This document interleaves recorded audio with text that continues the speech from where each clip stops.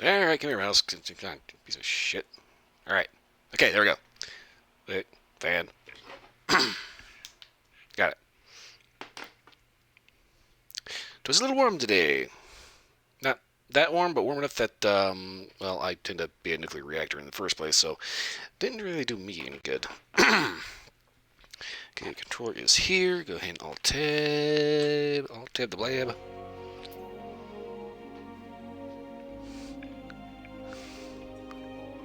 There's no such thing as called a dab. Okay. Go and log in. I completely forgot what I was doing other than doing the Heaven's Word story. I'm thinking I ought to go in and maybe see about possibly finishing out the Fishing Guild quest. There's a few things I need to do in terms of like food bonuses and clothing bonuses and other shit like that, and etc. etc. This means I'm gonna have to do a couple of different things. Thing is, I also got machinist unlocked, so I want to unlock some more shit for that, and it's like, okay, this could be interesting. Anyway, we're gonna log in and see how it goes. As far as current events, yeah, apparently the FBI decided to raid Donald Trump's Florida house, Mar-a-Lago. I'm going to call that a Fourth Amendment violation. Yes, they had a warrant, but at the same time, they didn't really have a proper cause for that warrant. It's like at this point they're doing it just, it's like at this point I'm pretty sure that they're going to keep trying to impeach Donald Trump 20 years after he's dead. Because Orange Man bad. It's like that's their mentality. It's stupid, it's gross, and they just really need to shut the fuck up. Seriously.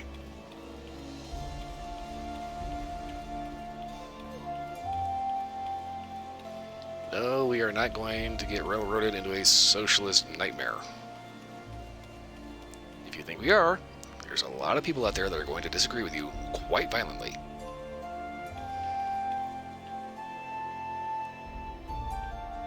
Okay, so I like Ul'dah at night. I'm starting to like Ishgard at night too.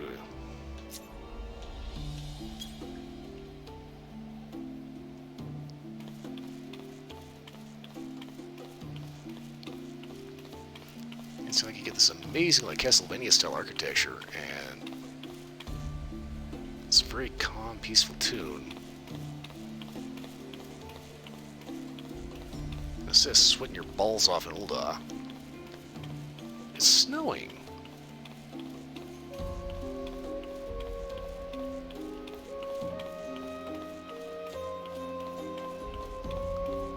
It's like at this point I'm kind of like half expecting to get chocolates from like some pre-boy vampire. That may or may not have ulterior motives.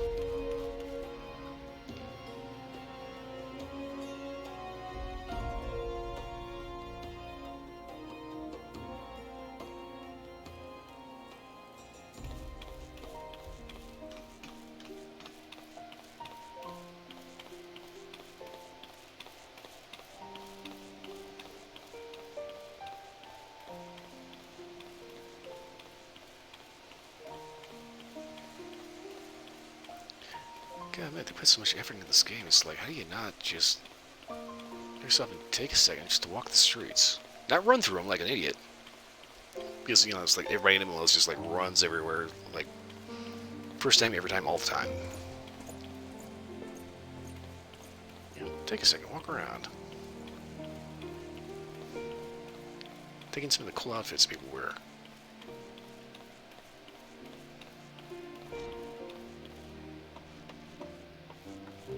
Like that guy just came running out of there like an idiot. Take a second, walk around. Be part of the game, you know?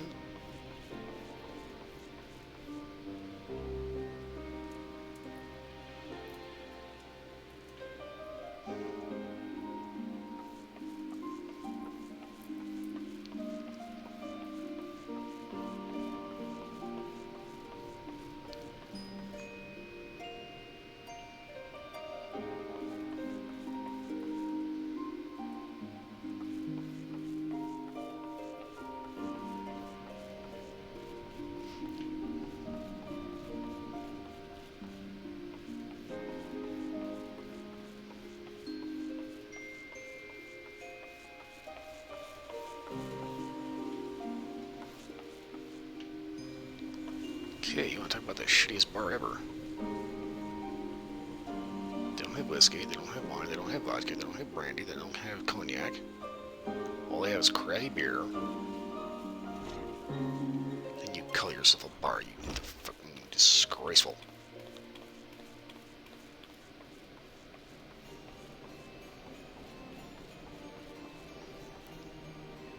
Don't want to linger too long on that one, it's only made out of wood. Ah, shit.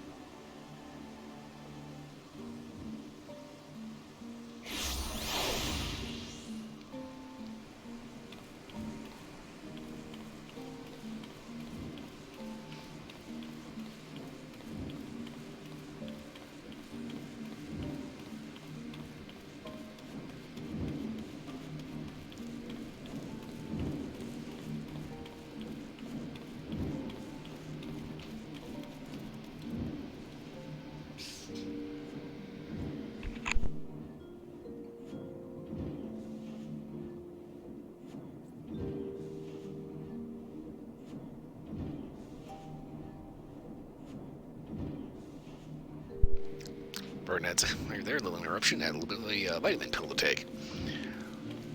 Honestly, I'm not entirely sure that vitamin pills actually do anything other than just like overload you with vitamins.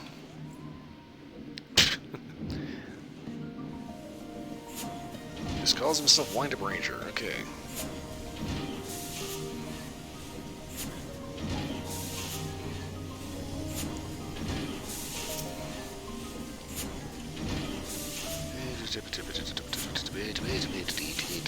Blah blah blah blah blah.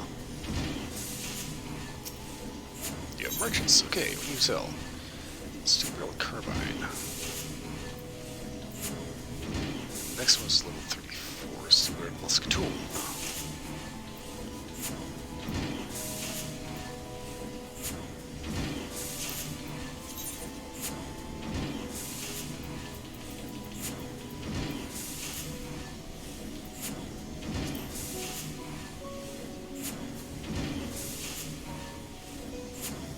So far, it looks to be a large single-shot break-action pistol.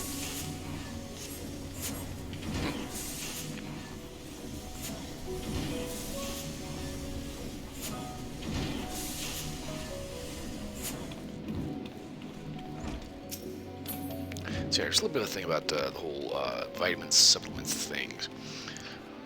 Basically, this whole thing of, vitamin supplements in the forms of, multi-thousands milligrams of vitamin C, A, B, whatever. This all goes back to a guy named Linus Pauling. Now, to his credit, the guy was legitimately academically impressive. He's the only guy that won 2 unshared Nobel Prizes, one for chemistry, and I think one for peace. But the thing is, he was not a physician. He was not an MD. He was a chemist and a physicist, or basically a chemist.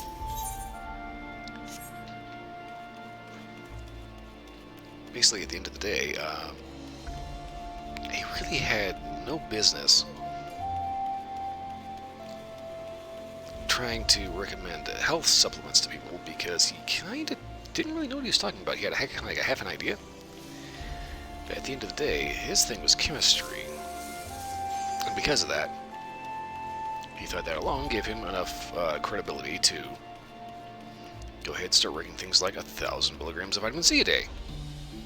Which is insane. Obviously, not being a pharmacist, biochemist, biologist, anything to do remotely with health, he kind of didn't really know that your body can only absorb so much during a day, and if you absorb, input too much of something, you can actually make yourself very, very sick. And the whole thing was he was trying to use vitamins as a way of staving off cancer. Spoiler alert, Linus Pauling died of cancer. Here's the thing. He would take 1,000 milligrams of vitamin C a day. And when he thought he was getting a cold or getting sick of any kind, he would take up to 4,000 milligrams. That's 4 grams, 4 whole grams of vitamin C because he thought he was getting sick. And at the end of the day, it didn't do him any good. He still died of cancer.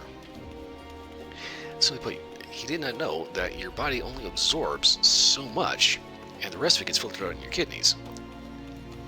And there's things like niacin, which you can overdose on. And this is one of the things that I had to, unfortunately, experience when I was, say, early 20s. Late teens, early 20s. Yeah, guess what? Your mom's on a vitamin kick, so she ends up buying niacin pills because all you have is to have a niacin deficiency. What do you take when what do you do when you get a niacin deficiency? You basically overdose. You get blood flowing to your surface of your skin, and it feels like your body's on fire. It feels like your ass is about to explode in flames, not like poo, But yeah, if you take a niacin pill and you feel like you're about to go into a thermonuclear meltdown, that is an overdose. That does not mean, oh, you must have been deficient because your body needs this. Otherwise, you wouldn't feel this. No. If your body actually needed this, you would feel just fine after you took it. You wouldn't feel like you were about to explode with a mushroom cloud. But it's like they pump these vitamin supplements and health supplements and all this other shit so hard because there's a metric fuck ton of money to be made. I guarantee you right now, if you want to make money, say, take my shitty product. It will make you healthy. Doesn't matter how toxic it actually is. As long as you say it's good for you, and it will make you healthy and strong and beautiful, and like lose 40 pounds of fat in 2 days, people will buy it up. Because fundamentally, at the end of the day, people are looking for a fucking miracle. They're asking for the impossible, and they're willing to pay for it. Even though they don't quite get that this isn't real. It doesn't work. If anything, it'll kill you. Just figured I'd throw that out there. Alright, where the hell am I going?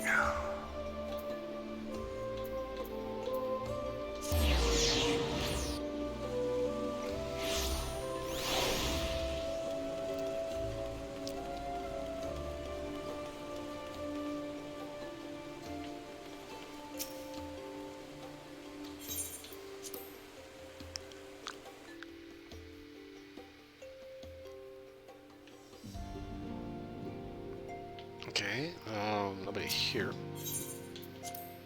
Where's Alf?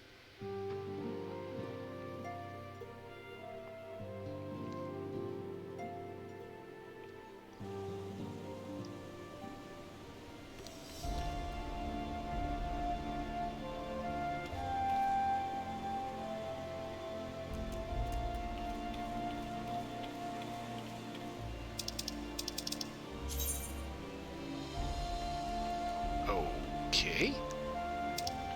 The Tribunal.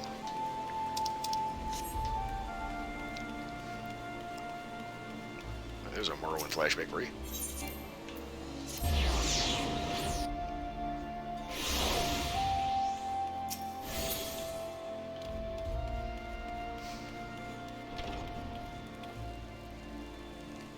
Supreme Sector Tribunal, whatever the fuck that is.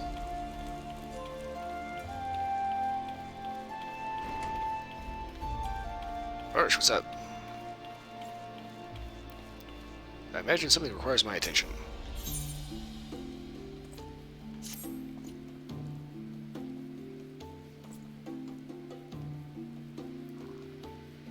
Yes, last time I managed to break Alf and Nordicus.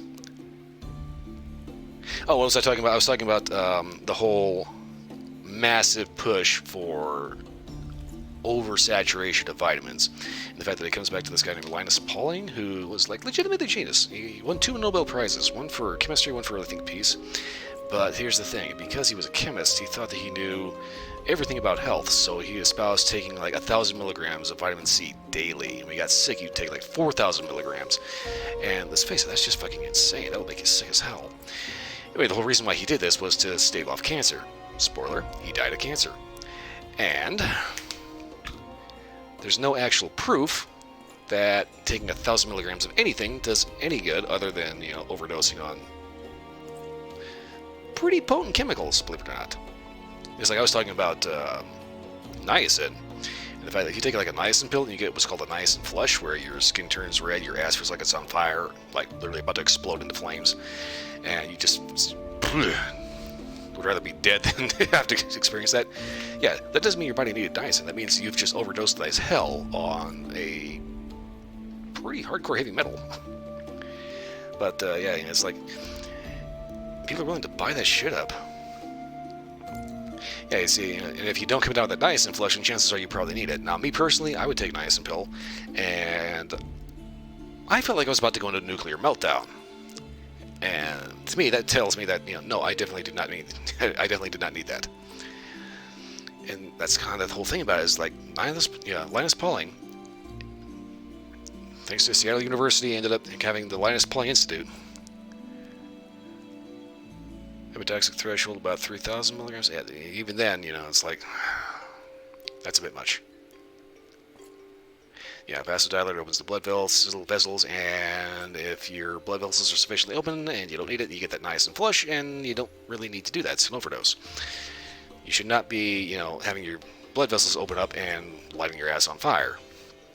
There's something wrong with that. But that's the thing about it. It's like Linus Pauling had this thing where he all of a sudden made himself to be a health guru because he was a Nobel Prize winning scientist, but at the same time, it's like, this is,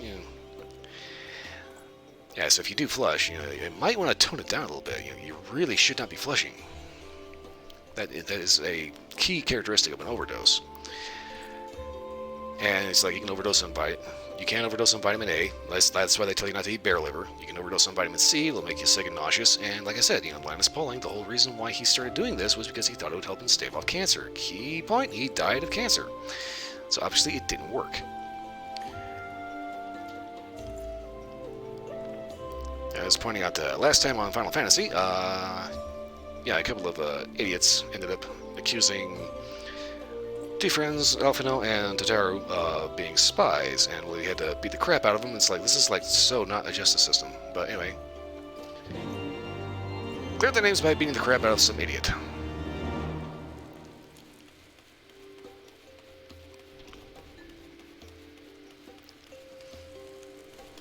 Yeah, here's the thing about vitamins. Your body can only absorb so much of it, and this is one of the things I noticed on excessive vitamin pills.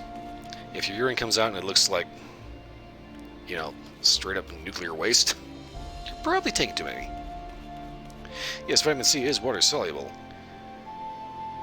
And here's the thing, Linus Pauling, when he got sick, would espouse taking up to 4,000 milligrams a day, which is too much.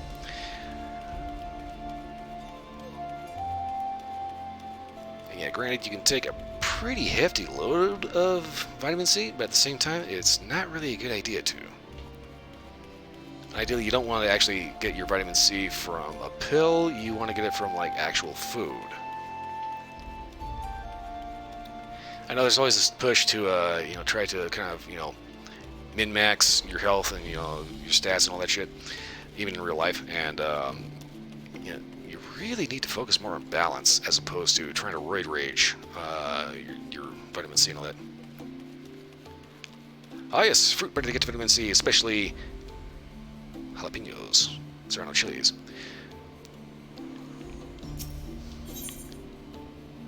Focus on a salad chili, you don't get anywhere near as much of the vitamins. You get anywhere near as much of the sugar, but you get more vitamin C. Who can deny a good grapefruit? I have never had a good grapefruit. I hate grapefruit. It is so gross.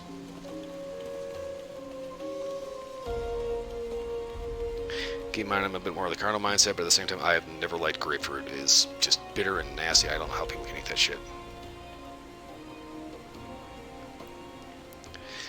No, I do not like the bitterness at all. Now, if it's something like, you know, a slight bitterness in an ale, that's fine. But if it's bitterness in a fruit, yeah, nor should it take a wrong turn into a freaking serial killer's camp. I don't like grapefruit. I never have, and it's just no.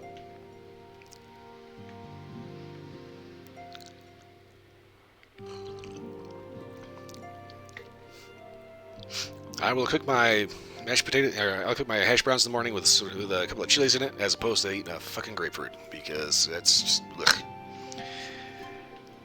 Okay, so we got the two brothers.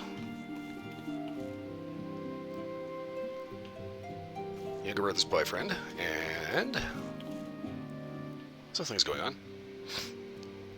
Serious question. Okay, what do you need?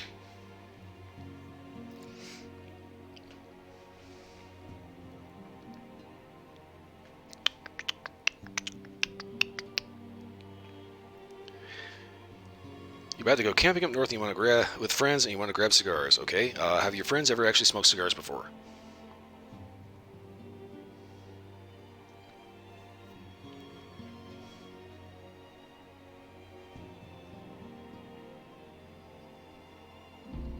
One has, the other's one. Okay, in that case, if you're looking for which one to actually get for cigars, make sure you have a cutter, make sure you have a solid lighter, preferably butane, like this bad boy right here. This is a triple flame.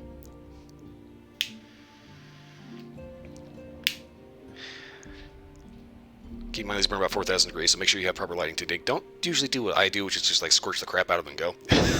You want to toast them, but make sure you've got a solid cutter, like you know, Z-Car. And when it comes to the actual stick to choose, I'm kind of wanting to suggest something like, I want to say something Durastate. Maybe not necessarily an acid, but they have a line called Natural. It is an infused cigar, they're nice and sweet. They aren't too terribly expensive. Let's see, when it comes to just a basic roller, here's the thing about Durastate. Durastate tends to, you know, a lot of people like to recommend Durastate as a first cigar experience because of the fact that, you know, they have usually, you know, acids usually use an infusion, and they have a very sweet kind of like, some would describe it like a potpourri kind of flavor, and then you have something like the Sweet Jane, which is like smoking an ice cream sundae. But if you want to have like proper cigar smoker's cigar, on that one, I'm going to say something Oliva. I want to say maybe a Series O. Paired with whiskey. Okay, something like an Oliva, something definitely Diesel. H.F. Fernandez. That's going to be a little on the expensive side. If you're looking for decent everyday, that's not, you know, good cigars that are cheap. Personally, I'm always a big fan of like the factory throwouts, unsweetened. Wood for Reserve, claims finished 12 year. Okay, well, if you're going to be doing Wood for Reserve, that's a little bit higher end of whiskey. I'm going to say probably go with I want to say a Diesel Rage. Problem is, those can be a little expensive if you're not getting like a 5-pack or something. On the one hand, it kind of comes down to where you're getting them. Are you ordering them offline, you know, off the internet, or are you going to like an actual cigar place? Because like, if I were to head to, say, Havana Manor in Longmont, which is like 25 miles north of me, they might not have Diesel Rage. I guarantee you they're going to have a certain amount of Gurkha. Something that a guitar specialty shop will have in town. Victory Cigars. Well, okay, Victory Cigar. Well, I'm going to say... okay, specialty cigar shop. On the one hand, I'd say go ahead and just hop in, take a look at what they've got. Punch, Romeo y Julieta, these are classic brands. You will never go wrong with these. They're also relatively affordable. If you're Drinking Woodford Reserve and Glenfiddich 12 year, yeah. Yeah, Punch, London Club, or Rothschild. Yeah, Punch is always good. Romeo Julieta is contemporary to that. Let's see. You can always go with the Cohiba Red Dot. That'd be a good one.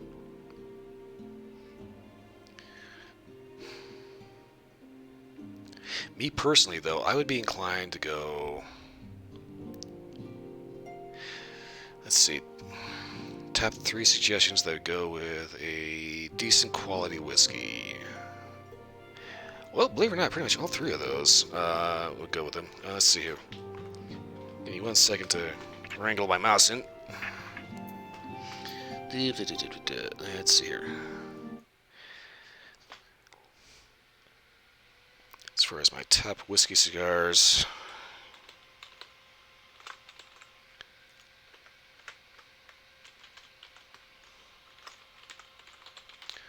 Punch Signature.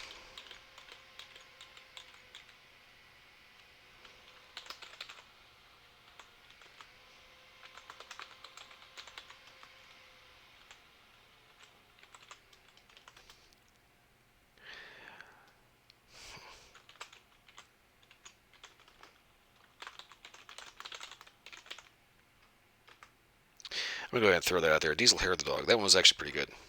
Pretty much most of those, well, pretty much any cigar out there will go relatively well with any decent whiskey, as long as it's a good quality cigar. Diesel Hair of the Dog is probably going to be one of the more interesting cigars you could smoke, because let's face it, Punch Signature is still a punch.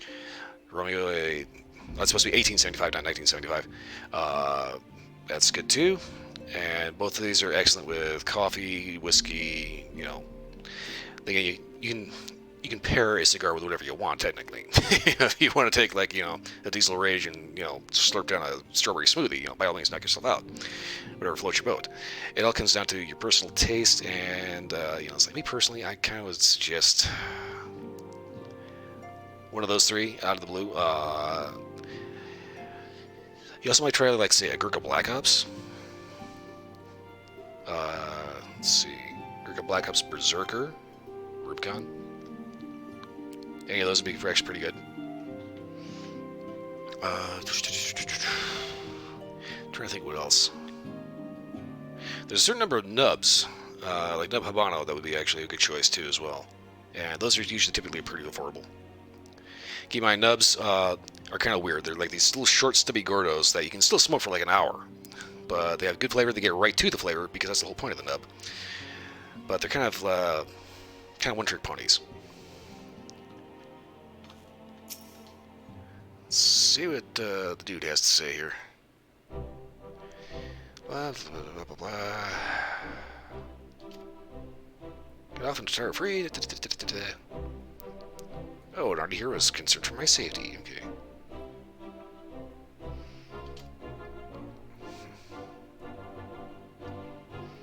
Blah, blah, blah, blah.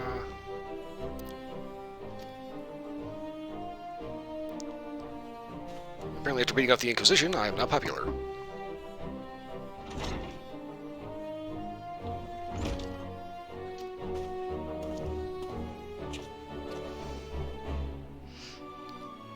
Message from the vault. The Archbishop requests May. Okay. Invitation from the Archbishop. Is this good or is this bad? Oh, it's his daughter, you say? So, speaking to the Greybeards, you gotta always delay that like crazy.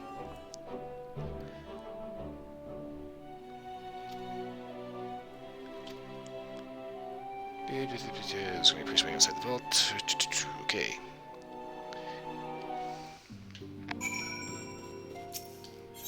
I always get nervous meeting political figures, high-ranking or otherwise. Let's see, if I was going to take friends camping and we were going to have whiskey and cigars, I'd probably go with a diesel, personally.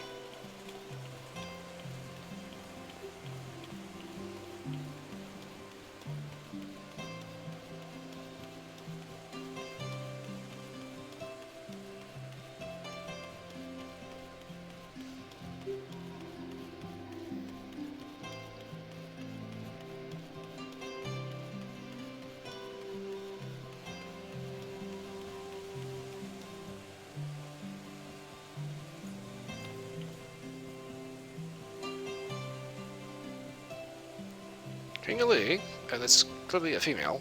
Okay, weird name. That reminds me of a King of Fighter character. It's called King. Thai boxer. Blonde chick, short hair, mother. Wears a pair of tuxedo pants, button-down vest, button-down shirt. Kind of an oddball.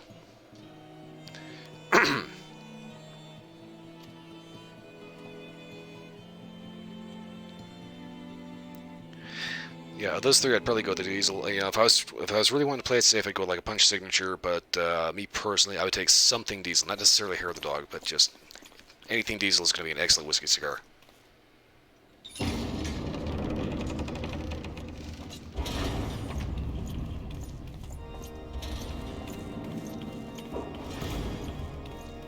Oh, Eric's here. I gather this is important if they have to talk to me personally. Your Eminence, it is my honor to present to you the Warrior of Light. Hey, how you doing? Why do you look like Ramu?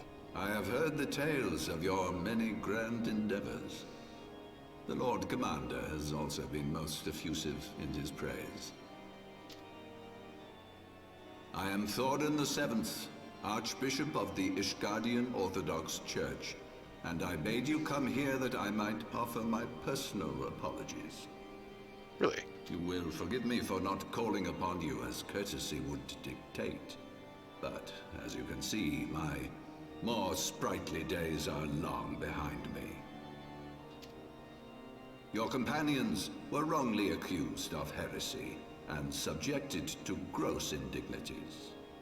This, I am sorry to say, was the result of negligence on the part of our nation's protectors. Negligence born of an excess of zeal. Is that not so, Sir Zephyrin?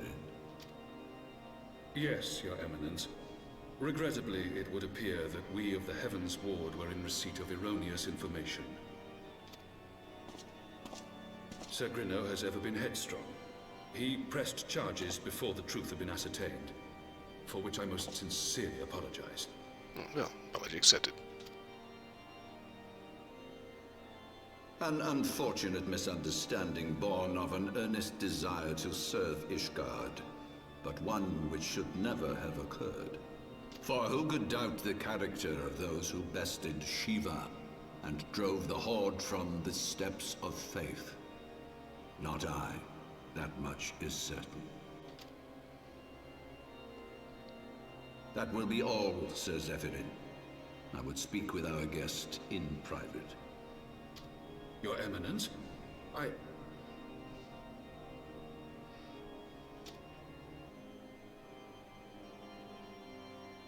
As you wish, Your Eminence.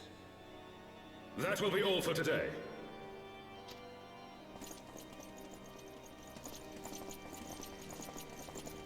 Not gonna lie, this meeting has been a little bit of a nervous sit.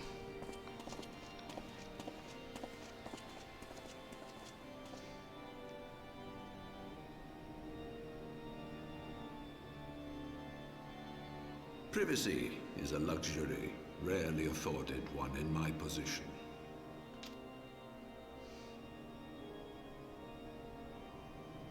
Now, tell me, young man, what do you know of the Asians?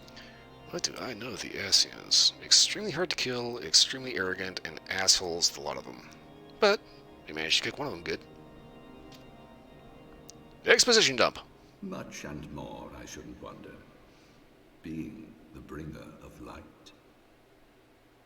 You should know that I myself have met with them, have entertained them as guests, even. Really? Those harbingers of chaos and strife offered us power that we might continue our war against the dragons. I have no intention of aiding their cause, of course, nor less of being their puppet. Yet, were I to refuse them outright, I should learn naught of their true objectives and remain powerless to stop them. Thus have I hearkened to their words with interest and paid lip service to their beliefs, biding my time and preparing for the inevitable conflict. And why do I tell you this? Because there is naught in this world they fear more than the power of the Warrior of Light. Okay. Well, we did figure out how to kill him.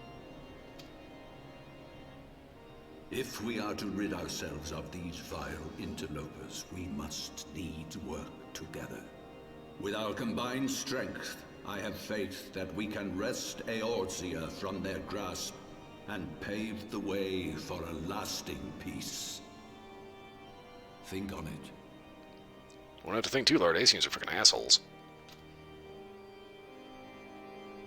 I'm gonna need to talk with Elf and Tataru. Yeah, basically, if your local cigar shop doesn't have those, I would suggest finding a new local shop. Truth be told.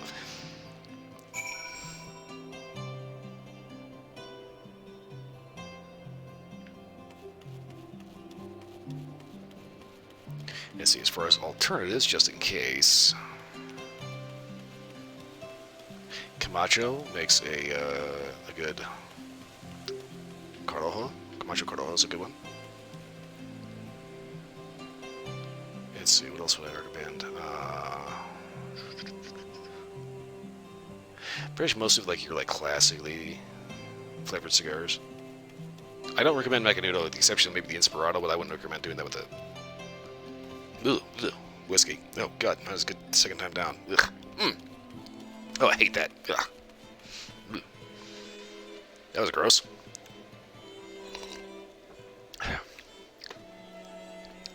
Sorry about that. Didn't mean to.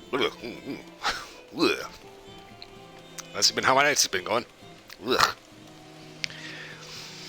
Yeah, I wouldn't recommend necessarily anything Macanudo. Some people swear by me personally. I've only had one Macanudo that's ever actually been good, and that was the Inspirato.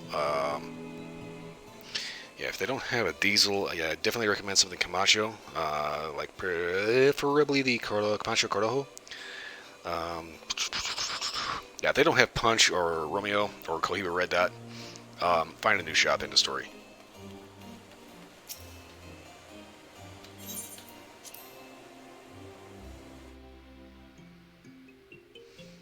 Ah, Alf, you're here.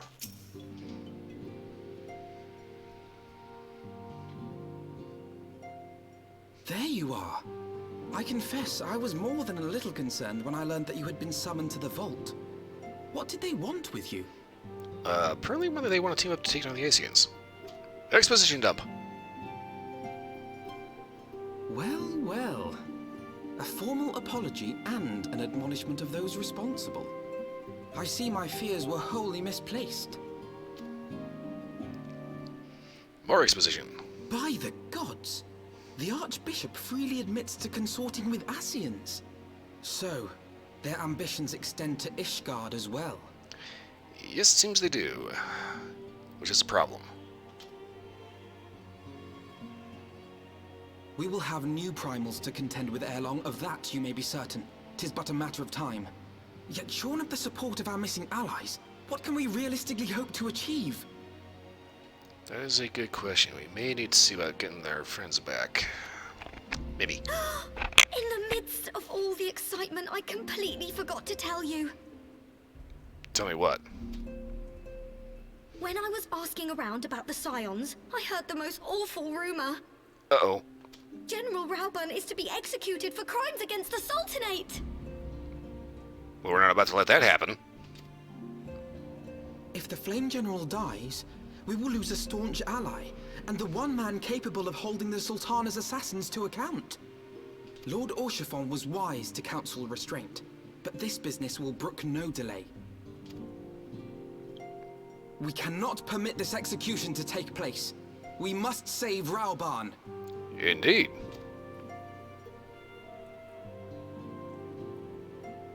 I think Robin was based on Russell Crowe from Gladiator. It's like you can't help but look at the character and see it.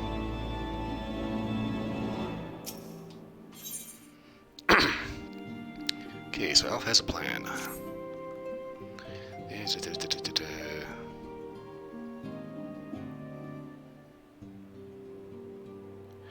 Okay, so in order to get intel on Ulda, we have to head to Libsa.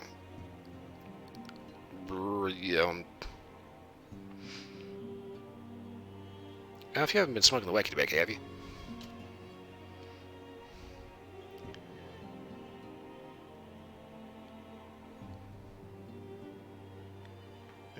Okay, Alpha's acting as an intermediary between House Fortemps and the League of Missing Consortium during negotiations similar to the Admiral. Okay. Ah. The Admiral knows what's up, apparently.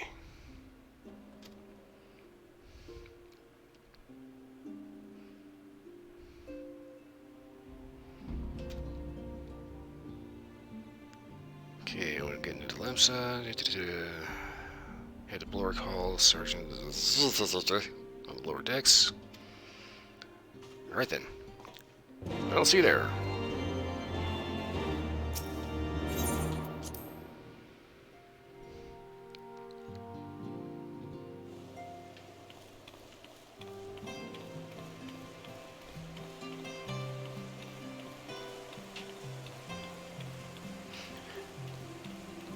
Yeah, when it comes to my favorite cities in Final Fantasy XIV, I think my top two are Ulda and Ishgard. Limsa is cool, but it's kind of a pain in the ass to get around. Grenadier is a little too, flower power heavy shit.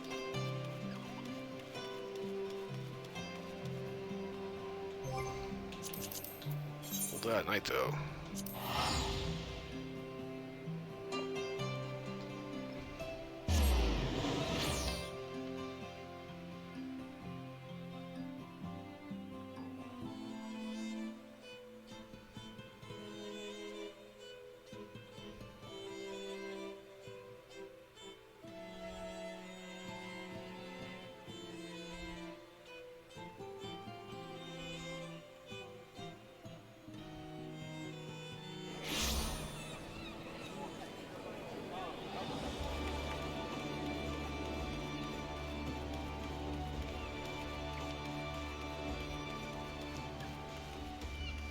Hall, make sure there's no asshole standing around here in a blue uniform.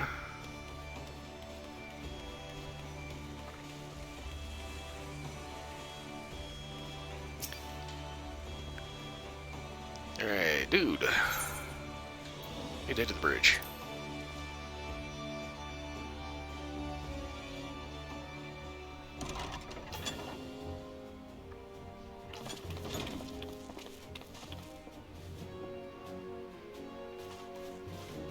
Admiral, pleasure as always. Friends, 'tis good to see you safe and well. I will admit I had not counted on you seeking, let alone finding refuge within the Holy See, but full glad was I to learn that you had. Thankfully, we had allies there who took us under their wing. And theirs was not the only aid we receive, I suspect. When we fled Uldar, we fully expected to become wanted men, known to all and hounded at every turn. Yet that did not come to pass. On the contrary, 'twould seem the charges against us have not been made public. Might we have you to thank for that, Admiral? Sharp as ever, Master Alphino. On Marshal Terrapin's urging, the Elder Seed Seer and I demanded that the Syndicate suppress news of the Scion's alleged crimes, until such time as irrefutable evidence could be found. Well, good thing you did that. They're not going to find it. Our argument was simple. Lacking proof, to accuse the saviors of the realm of so unlikely a crime would have the people up in arms. In their wisdom, the Syndicate agreed, as you yourself have seen. There is something you should know. Some few days prior to the banquet, the Elder Seedseer and I were summoned for a private audience with the Sultana. Do tell.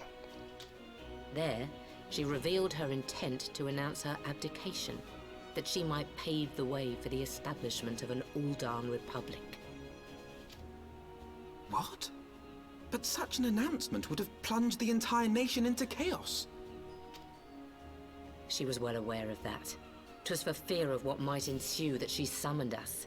Her Grace wanted the Elder Seed Seer and I to lend Raubarn a helping hand, you see? To aid him in preserving the peace during the transition. So, having somehow caught wind of her plan, Lolorito and Teleji plotted the Sultana's assassination in the hope of maintaining the constitutional status quo. Something to that effect. But they must have known that her death would sow as much chaos as her abdication. Chaos from which Teleji alone might feasibly stand to profit. Surely Lolorito would never knowingly... Unless he already knew that and took that into account. Ah, could it be? I dare not hope.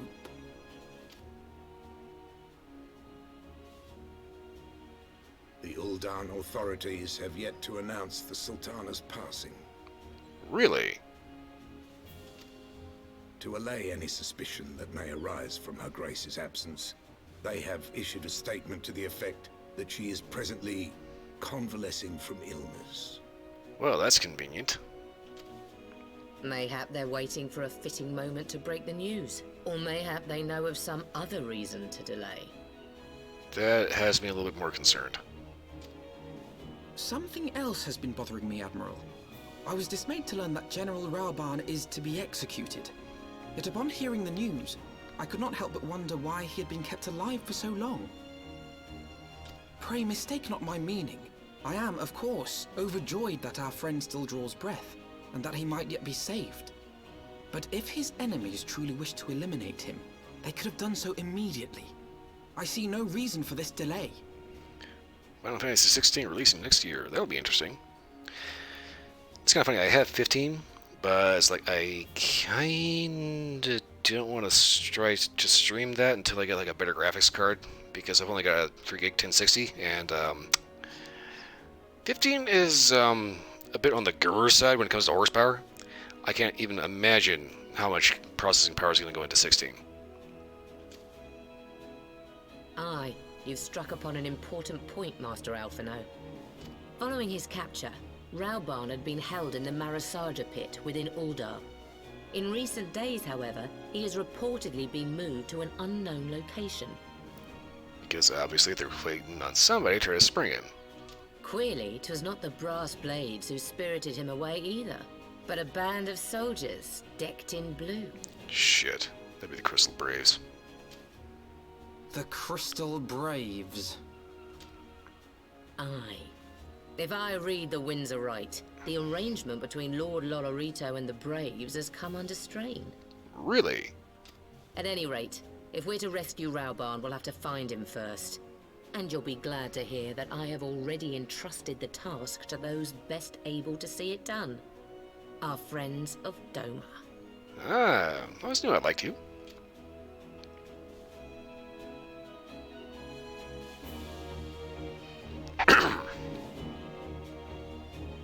Yeah, basically we ended up taking the Domans as refugees, so, yeah, that's where you get the ninja class from. We cannot afford to lose Raban. No, we cannot. Plus, he's also a good friend. I'm not even going to abandon him.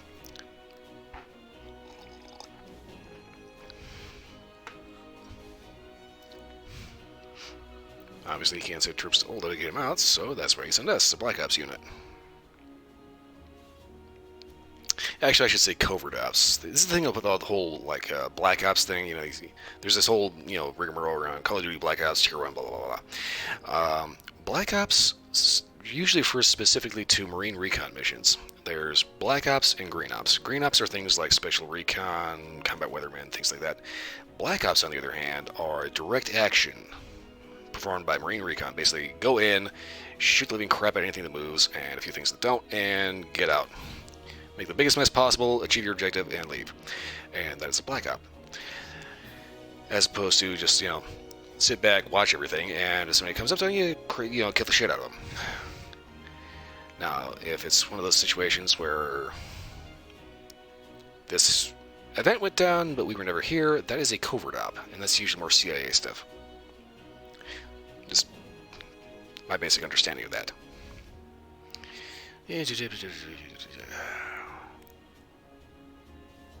Okay, so obviously The Admiral cannot send troops to Ul'dah because that would be a political shitstorm, so using the Spectre unit.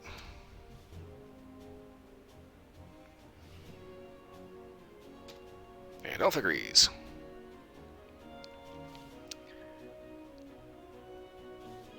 Yes, indeed. We founded the Crystal Braves, and they ended up stabbing us in the ass for it, so...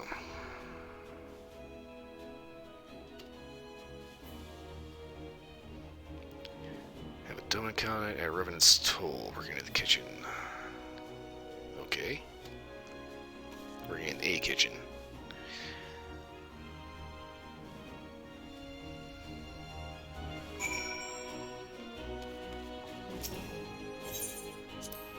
Mother Chinga. Let me out. So I need to head up to Revenant's Toll. I need to talk to a Doman who is hanging out, working in a kitchen somewhere. It's probably not going to be in our former HQ.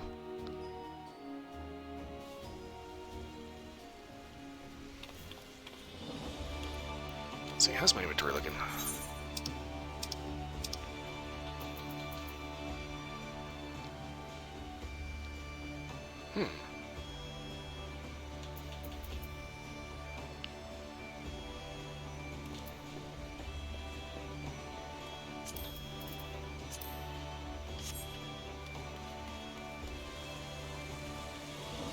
The hell is that guy wearing?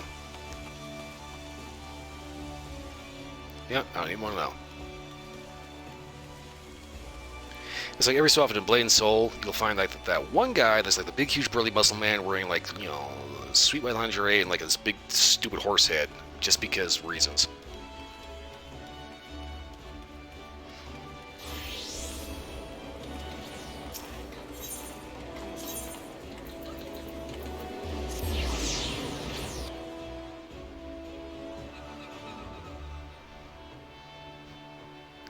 At least in Final Fantasy XIV, when you find, you know, the cat boy wearing a dress, that makes a little bit more sense.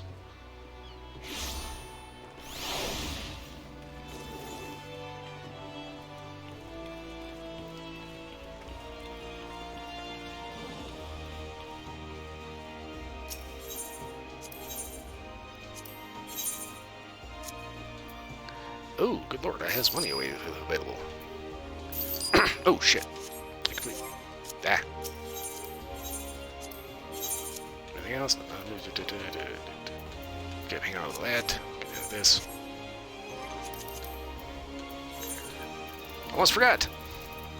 I need to go to the Gold Saucer.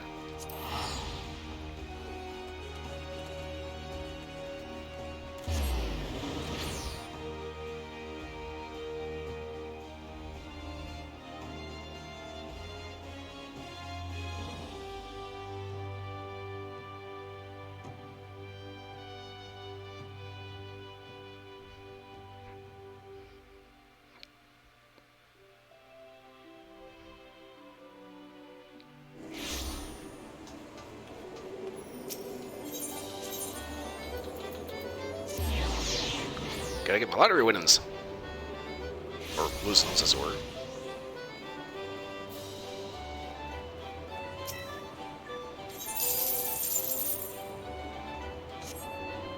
Yep, consolation prize.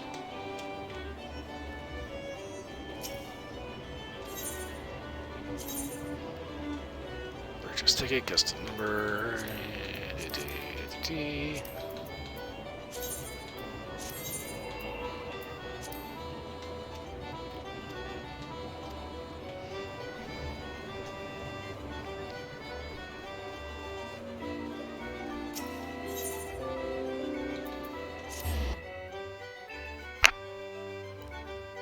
Leap of faith at round square, really.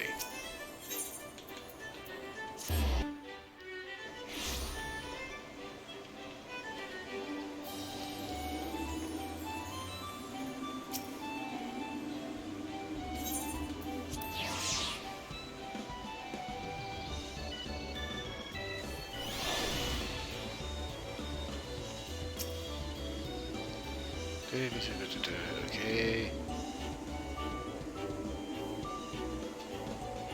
When participating is pretty. Okay. I have no idea what the leap of faith is.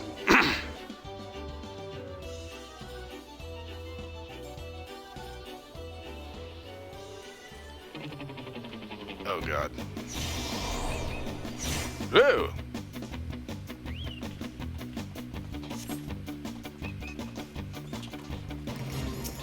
God damn it.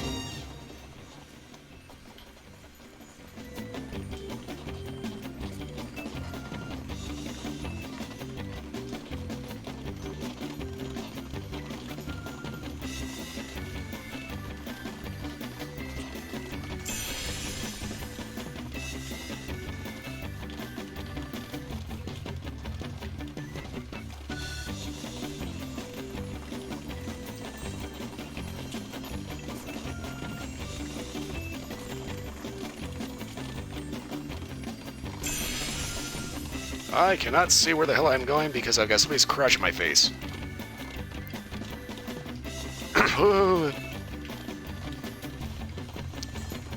Oh, you big bastard.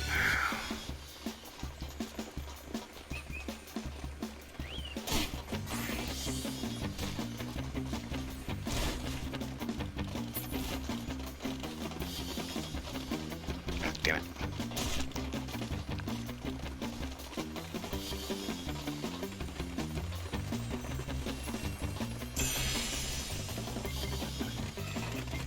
Woohoo.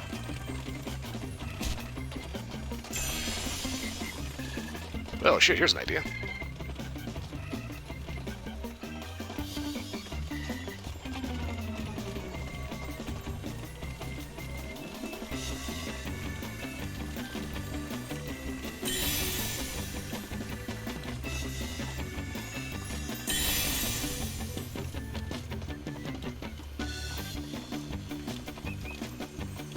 Yes, indeed, the butt pucker is real.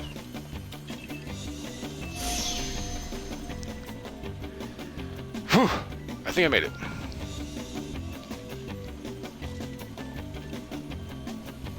Oh wait, I'm not moving.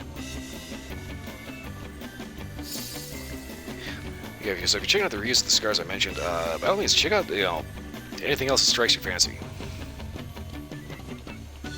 Keep in mind, some reviews I may have been a little half drunk.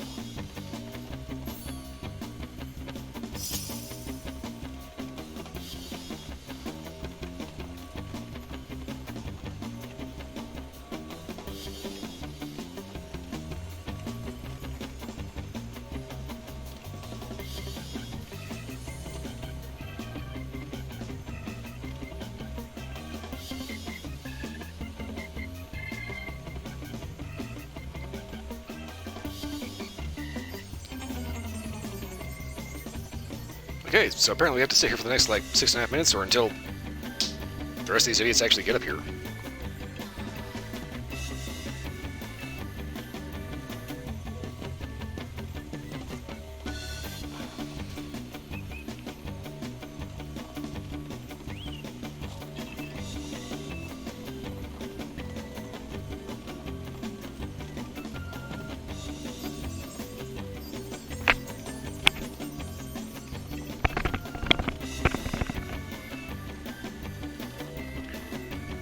There's a cat girl whose name is actually Cream Pie.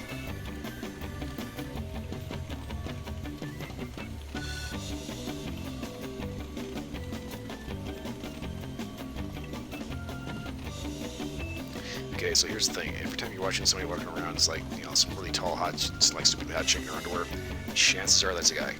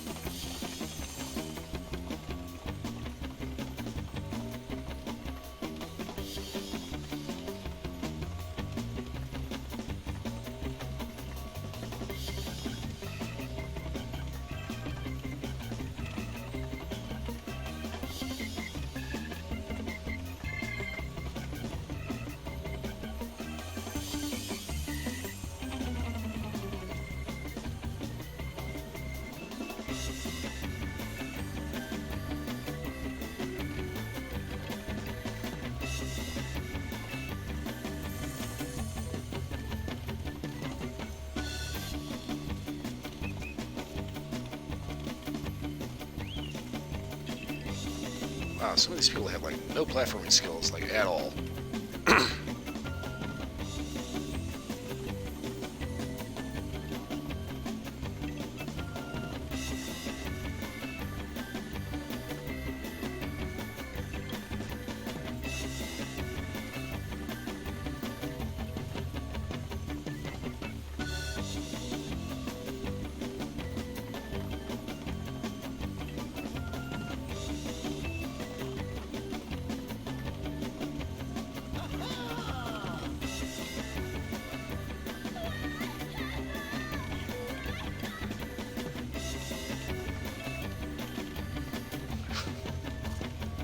There's like some idiot doing the Mandible dance.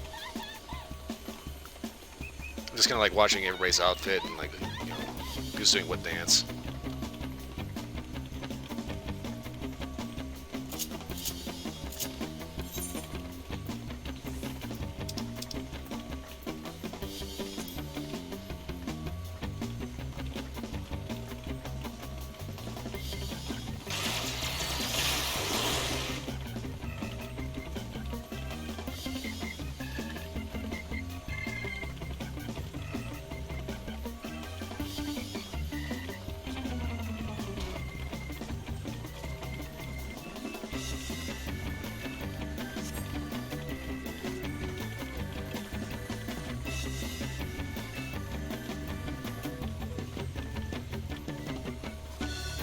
Kind of getting a little buried here.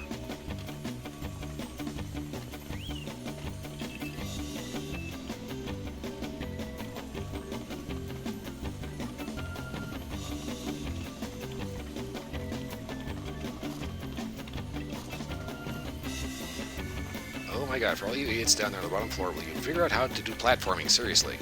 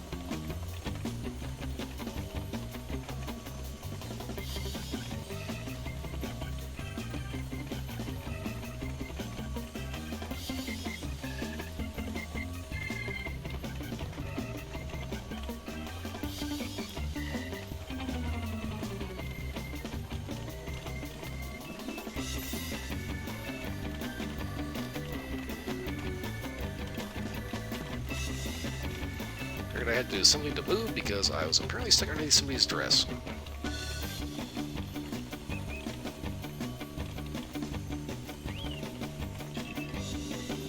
This is the problem with being a 3-foot LFL. You're like right about like nose to butt height.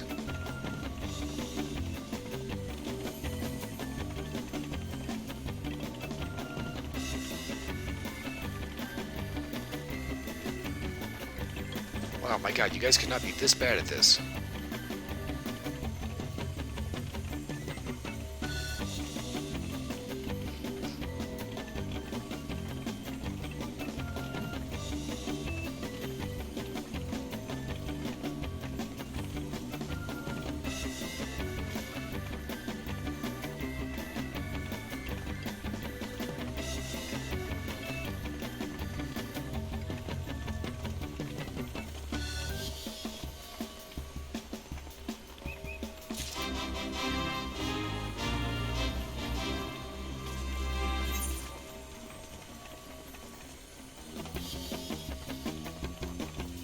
Hello.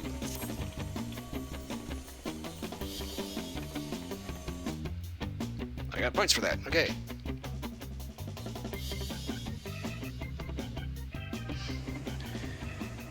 Alright, so I'm not doing that again. It was like stuck in the sun. It was hot as hell. And when you're like that close to everybody's ass and everybody's sweating, wearing all those big heavy outfits, it's like, No.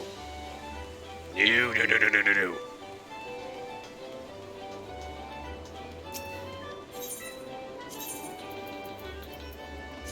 And the real reason why I came here, the bird.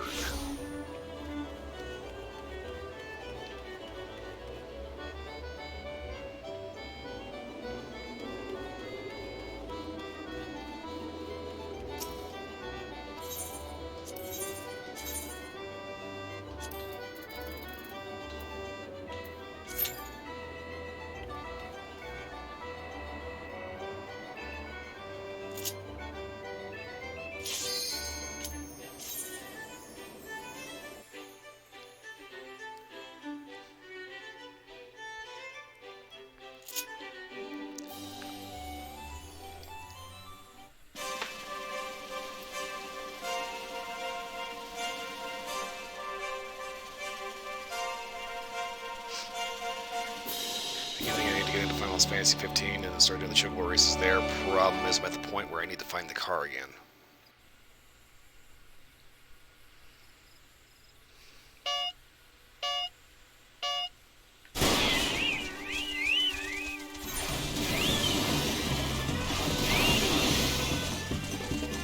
Yeah, great guys, where your bird out there too early? Oh, what the fuck? I got cheated.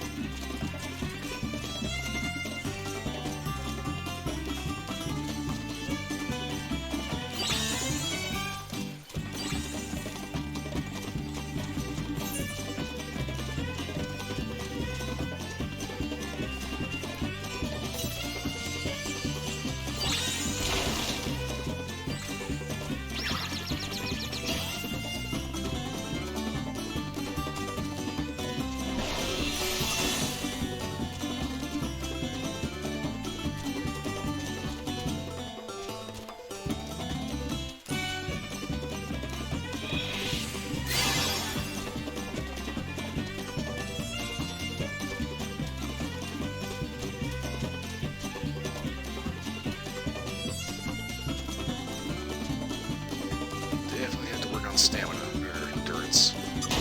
Damn it.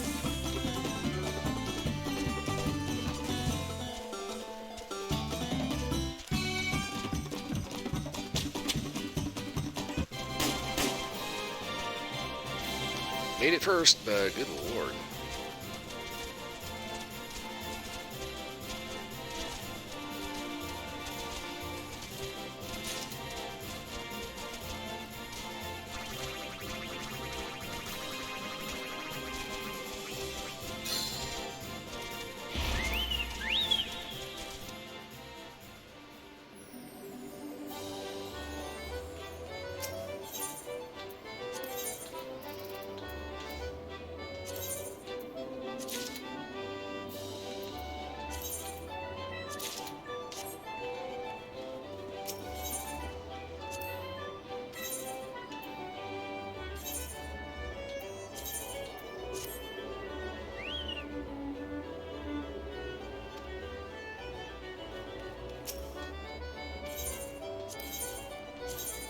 Okay, grab another race.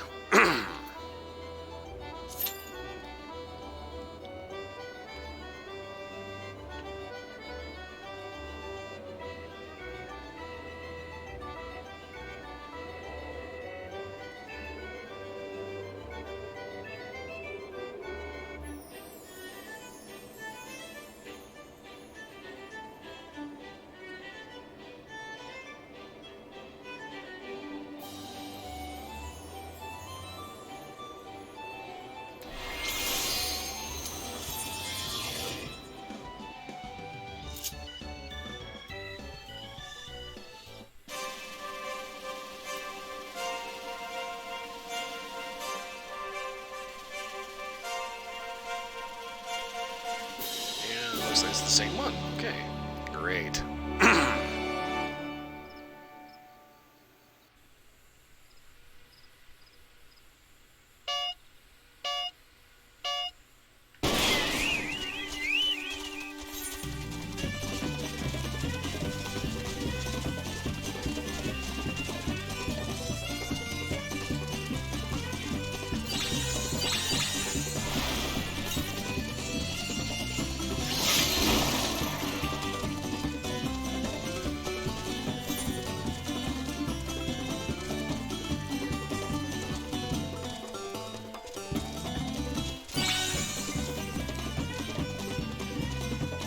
Dinner whip.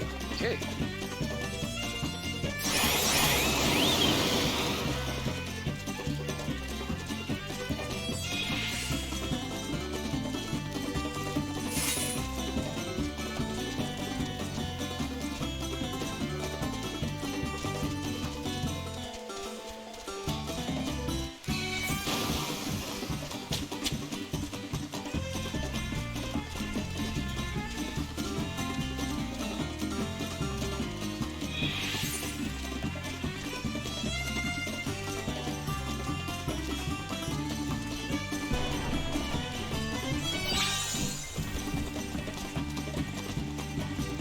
Avoid that.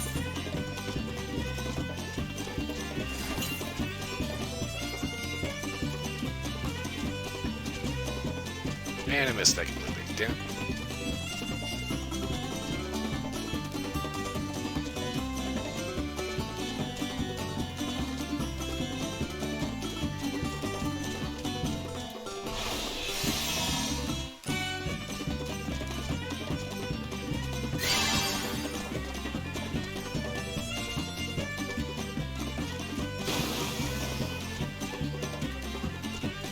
Dandy Trotter. A lot of stamina, but like no speed.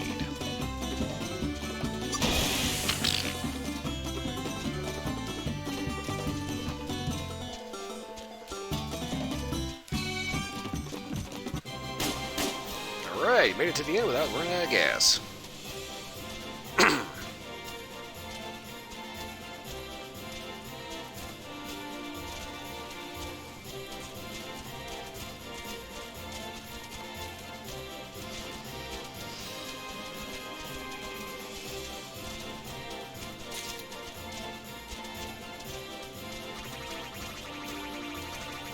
Damn, I'm at fucking solid 8 seconds.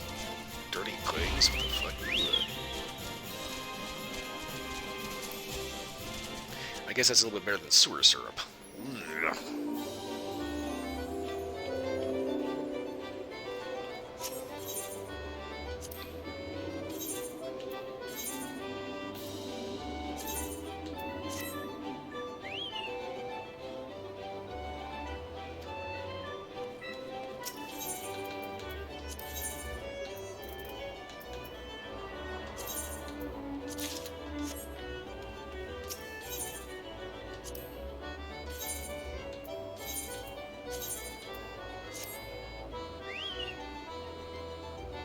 Okay, after that much, I think I gotta do one more.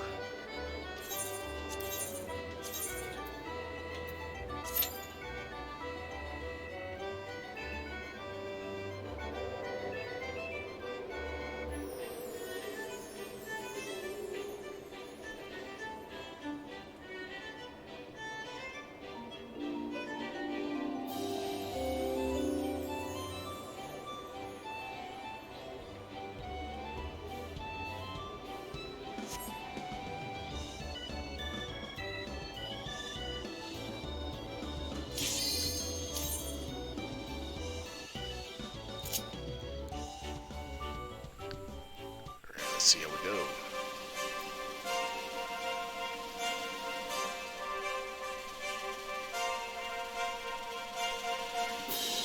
Tranquil paths again. Damn it, what the hell?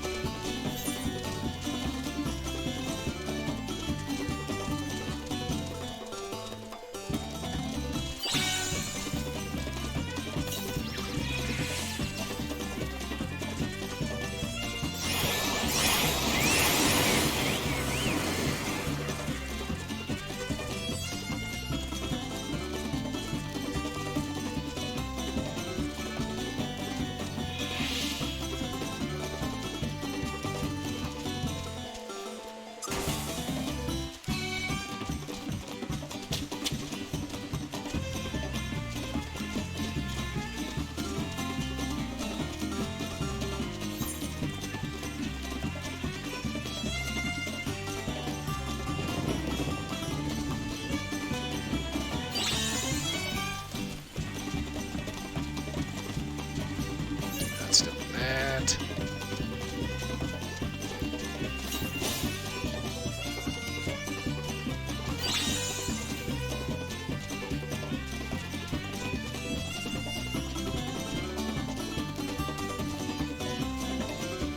Man, my bird is a bit of a hot rod.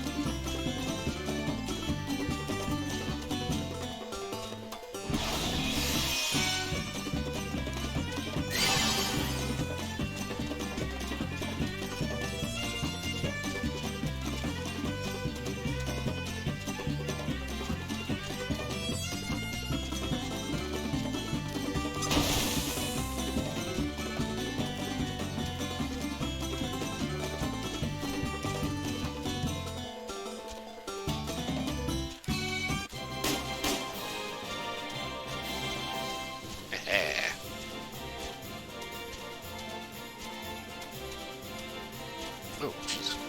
Pop, pop!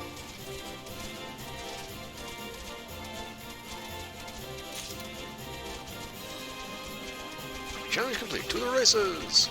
Oh, shit.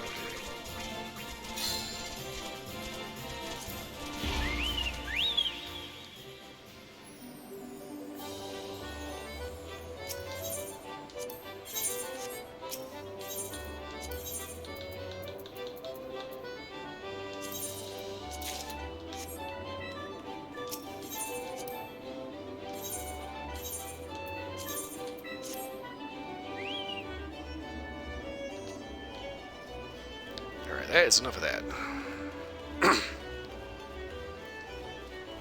Really enough while I was going through that, I started thinking about something that was kind of an interesting little bit of a news story that I read before I got on. Apparently the creators of South Park, Matt Parker and Trey Stone, bought out kind of a Colorado landmark restaurant, Casa Bonita. Obviously this has showed up in South Park numerous times, and it's kind of a thing. I think I need to get to the right. They're in the stall, okay. But interestingly, apparently they're kind of regretting the decision now. So here's the thing. Basically, in a recent interview, Parker and Stone pointed out that, yeah, the way the renovations of Casa Bonita have been going, basically imagine the worst episode of Kitchen Nightmares ever, then like double it. That's Casa Bonita. The owners, previous owners, apparently did not actually bother to take care of a damn thing. So they've been blowing through money like crazy. Chris Brave, what are you doing here? They've been blowing through all kinds of money because there have been certain structural problems that have been completely unsafe. Basic plumbing, basic electrical, just rebuilding the entire facility from the ground up. They're kind of noticing that it's more or less a bit of a money pit. But, you know, I think it was Stone pointed out that at this point, yeah, they really should just jump ship, abandon, and stop spending money, because otherwise it's going to bankrupt the shit out of them. But at this point, they're kind of committed, so they're just going to roll with it. But yeah, it's weird. It's like there's all these restaurants around in Colorado that have been kind of local landmarks for a number of years, and they go under because the management behind them, excuse me, is completely incompetent. One of which was, this is actually on Kitchen Nightmares, it was called The Old Neighborhood.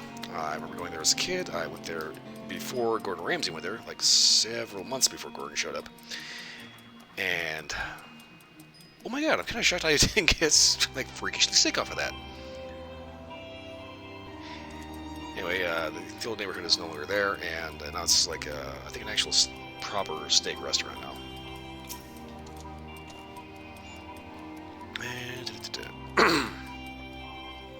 Gee, you never heard that was safe. Okay, I do not remember Higiri.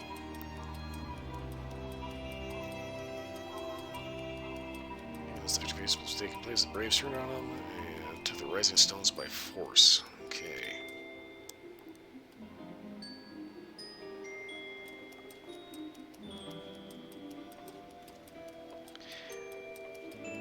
so I've been keeping an eye on the mutineers. That's good.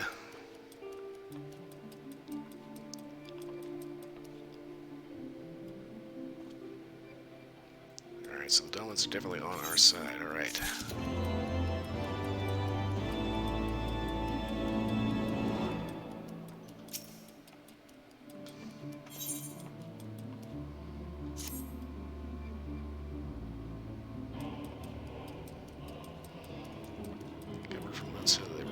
We were searching for Robin. Yes, we are. Recently moved from the cell in the pit to... Yeah, I was saying 3 orders are leaving the stones. Okay.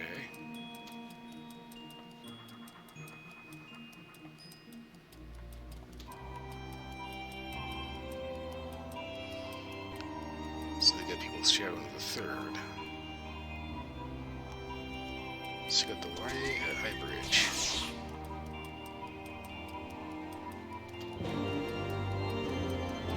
Okay. I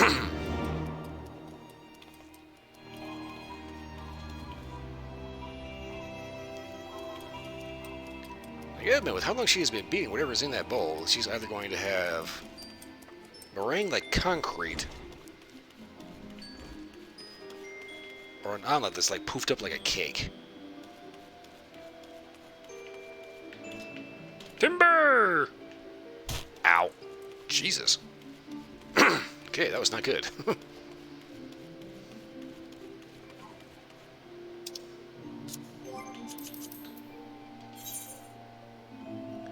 High Bridge. High Bridge.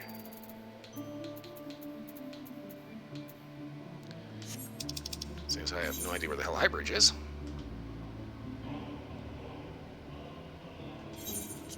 Yay, Camp Drybone.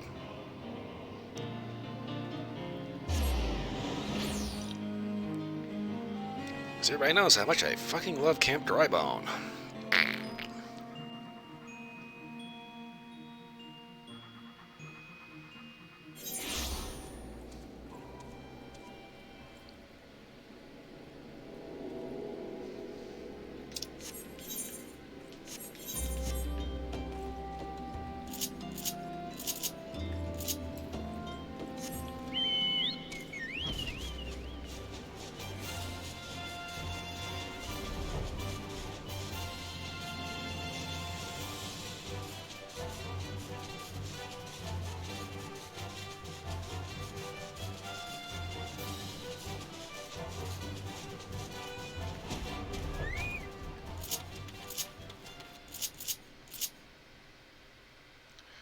Sharpcast.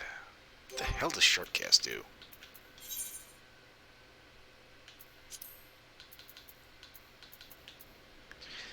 Choose the next Scathe, Fire, or Thunder spell will cast for the first hit. Triggers Scathe's additional effect. Okay, so I may actually want to keep that up on the main board here. Shit. Lucid Dreaming. What is Lucid Dreaming?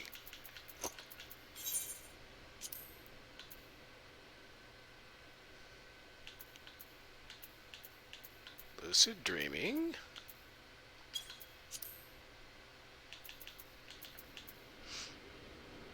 Gradually restores magic points. Okay.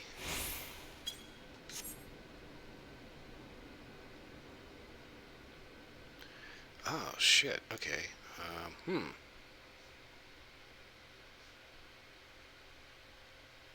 I think I'm going to go ahead and swap out Transpose with Sharpcast.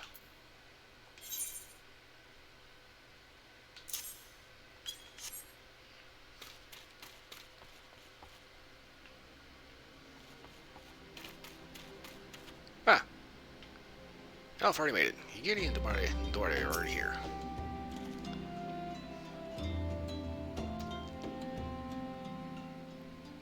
Great, they're all heading for Alatali. Great.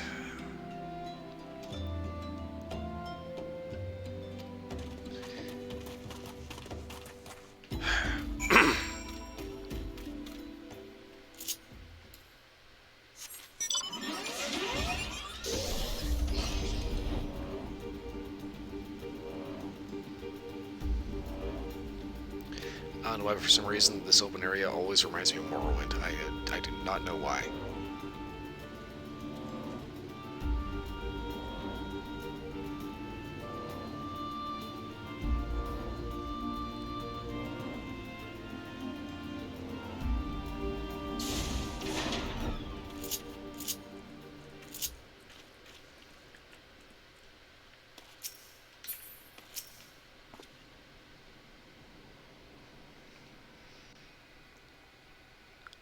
Just moments ago, Ilbert entered.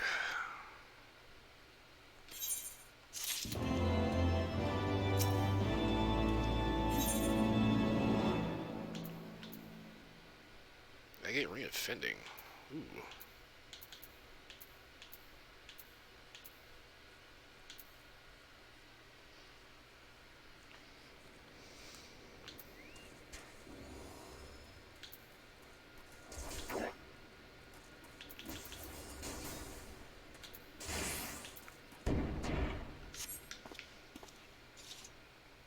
What the hell is going on over here?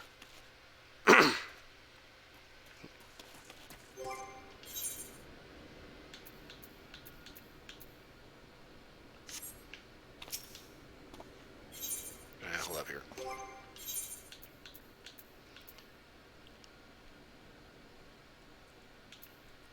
Okay, so I want something that boosts intelligence. You have to remember that. Journal. Alden? What? No. Maybe that's his ash. What is Robin's full name? Whatever.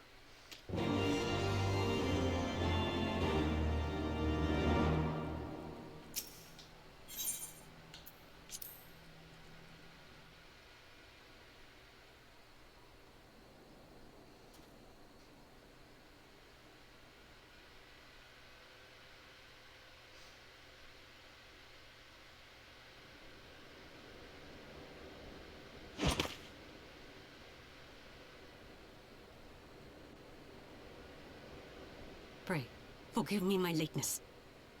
Oh, on the contrary, you're right on time. Lady Ugiri! Master Alphinaud, I am pleased to see that the light of resolve shines in your eyes once more. Ah, yes. How pathetic I must have seemed to you when we last met. I am ashamed to record it. For a time I was well and truly lost.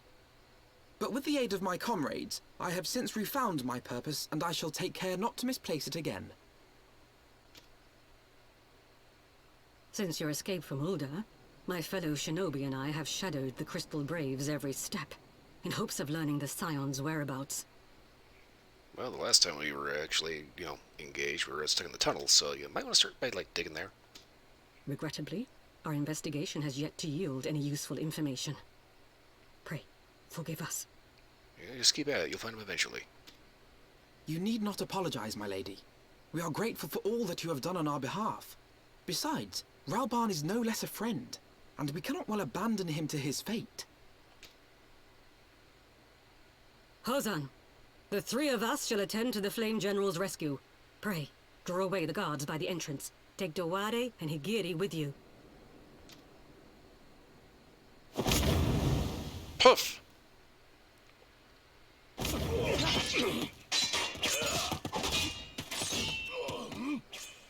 With me!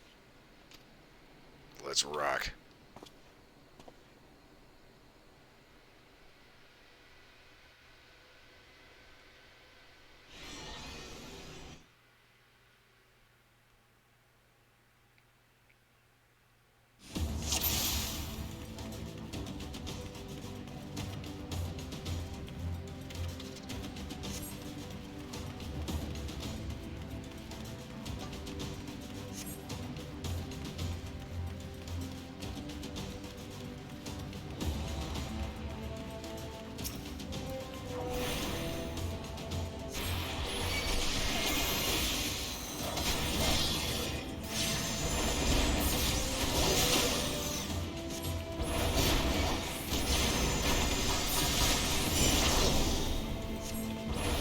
Away with you!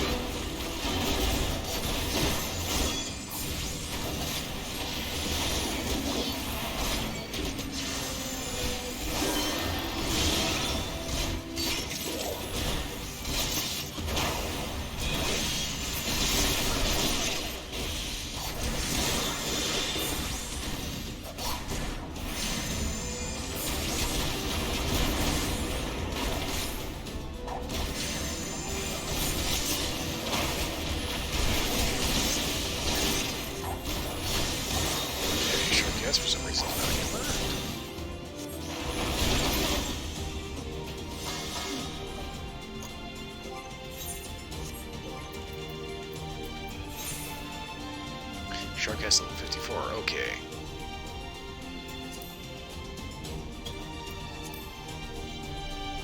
So there's my doodad.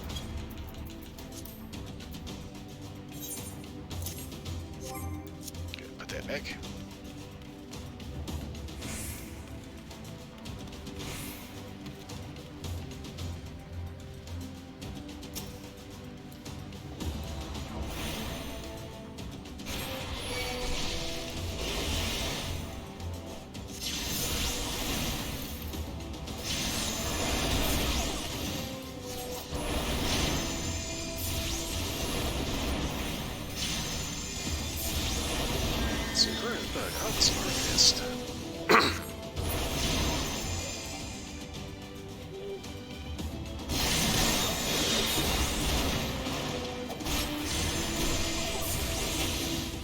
Leave this to me.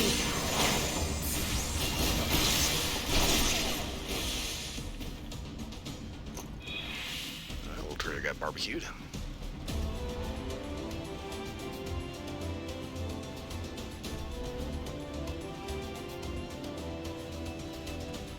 I like the fact that in Heaven's Word you actually can go through story-based dungeons and you'd actually have like NPCs with you instead of having to wait for a party to fill in.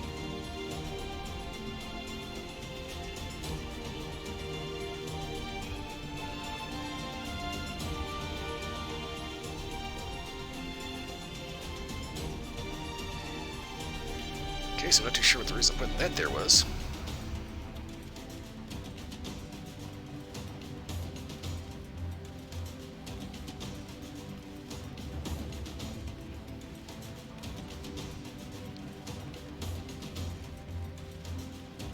Okay, what the hell is that?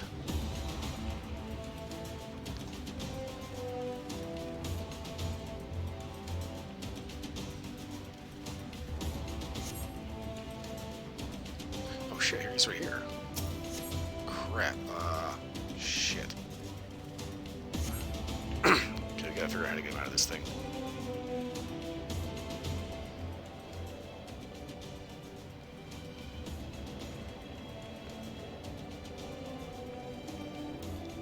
Magic device. Yeah, booby traps would be pretty much just par for the course.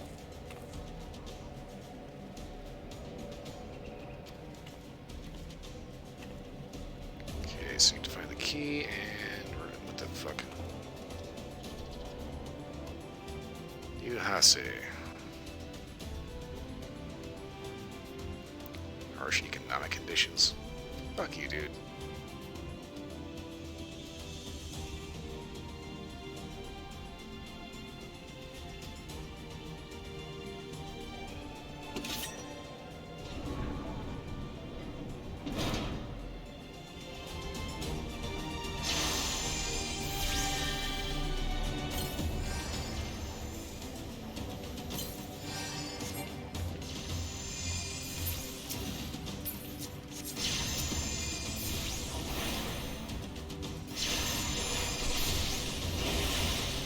Okay, so basically we need to force our way out of this door.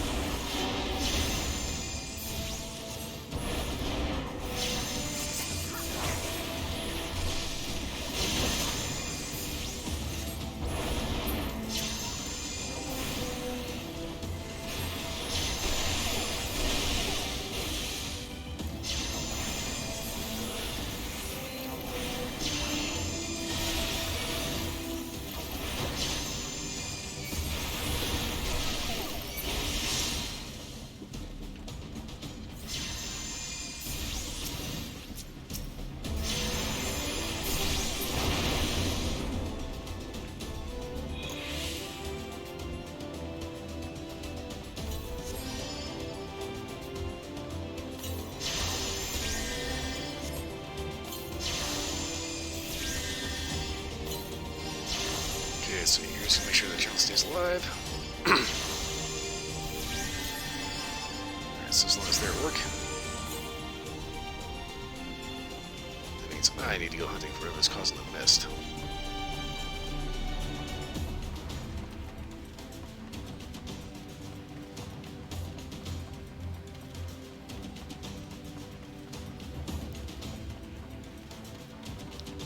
I do not recommend running straight into poisonous gas. Unless you are adequately prepared.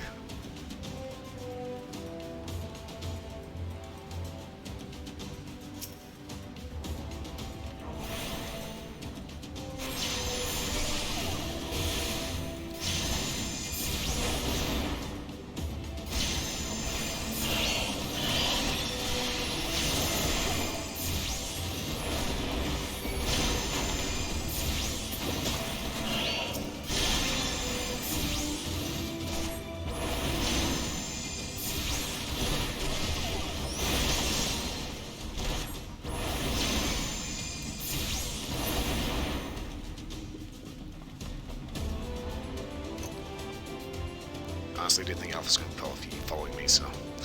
Whoops.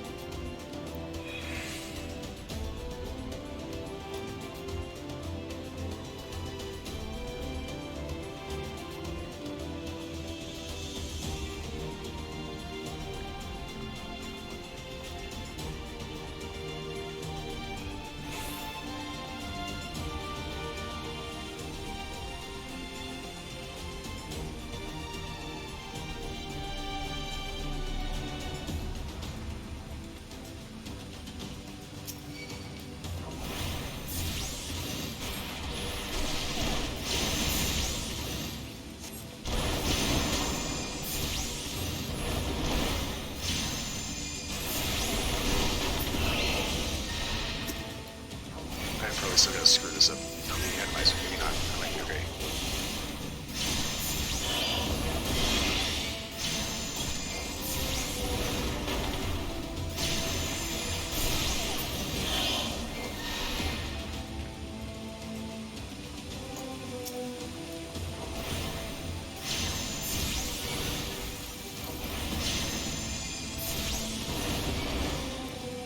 Damn this piece of shit.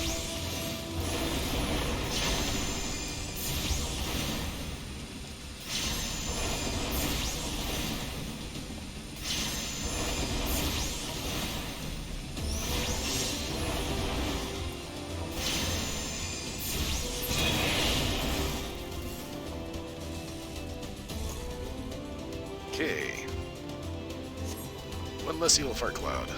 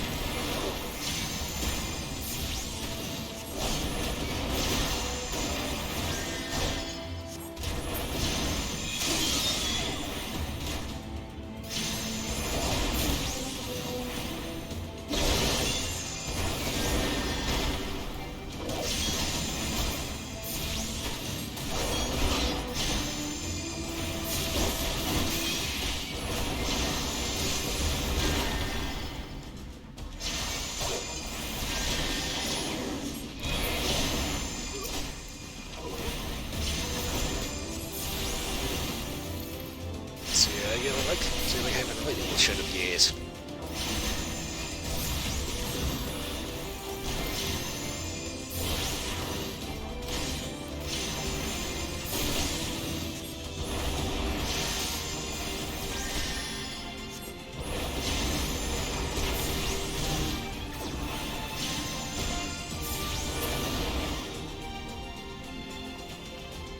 Barbecue that motherfucker's ass. Alright, now what?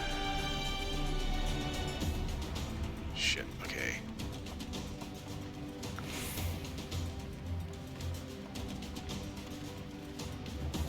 Ah, identification key.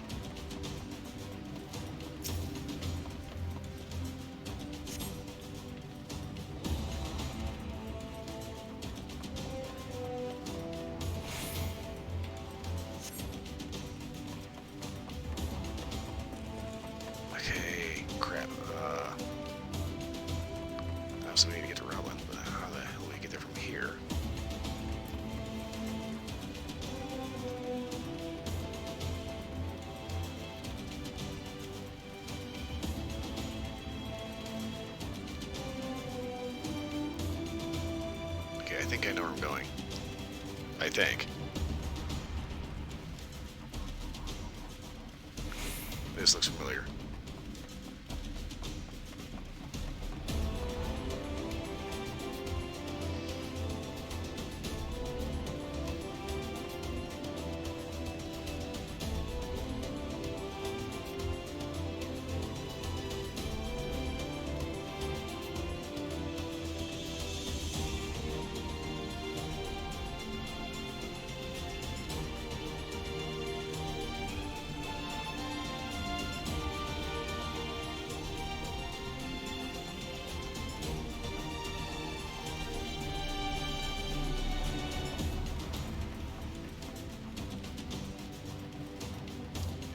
Up to pace.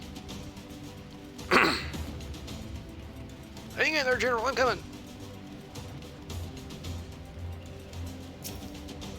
Okay, gotta fuck with this. Put tab A to slot B, and I think I got it.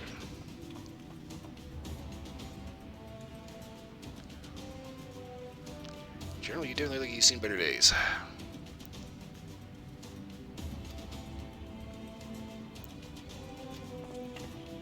Yes, you're right. We need to get the hell out of here. And of course, Ilbert's here.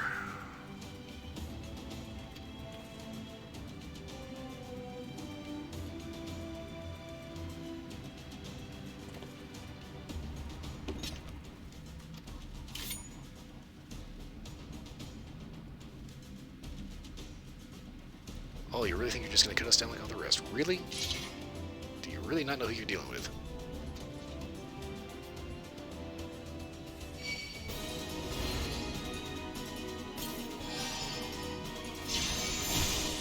Apparently you don't.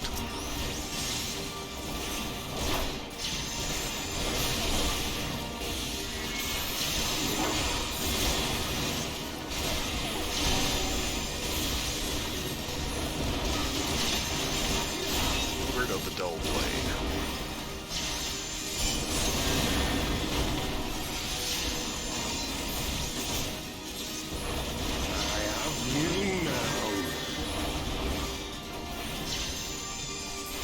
You don't have shit.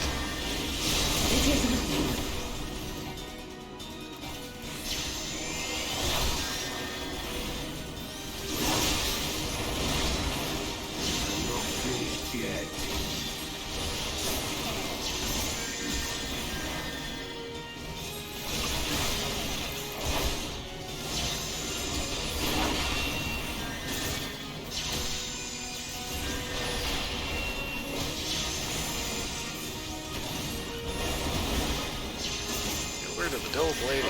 Limb from limb.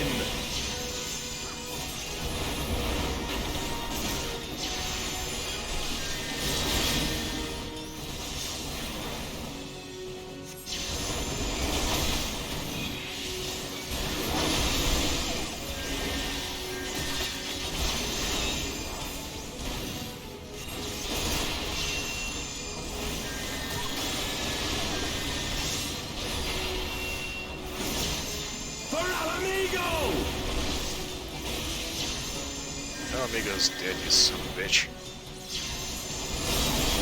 If Ryan permits it, you'll be too.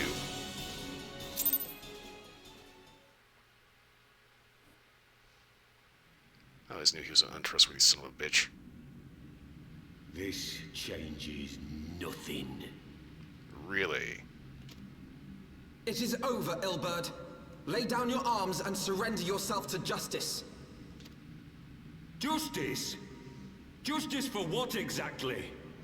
'Twas not I who assassinated the Sultana, boy. Except you admitted to it. Ere we debate who is responsible for the assassination, I would ask whether an assassination took place at all. Oh, clever little shite. If you think you fight for justice, lad, you'd best wake up. The truth is, you fight for whoever bloody well tells you to. Can you not see you're being used? By the Scions, the City-States, even the Crystal Braves. They none of them care a whit what you want. Only what you can do for them. You're breaking my heart, asshole. And how do I know this? Because I'm the same. A pawn to be used as my masters see fit. All I ever wanted was to liberate my homeland. And I ate dirt to make it happen. But what have I achieved after all these years in servitude? Nothing. Not a bloody thing. Ah, yes, an idiot fighting for a dead cause. If we ourselves are not free, free to think and to act, how are we ever to reclaim our homeland? Know this. There is nothing I would not give to take back Alamigo. Nothing! You just died already.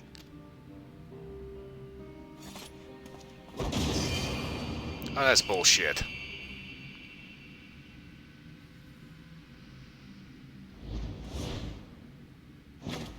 You'll not get away!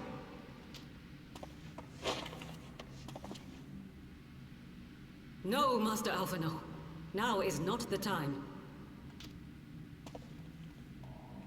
Actually, she may have a point to that.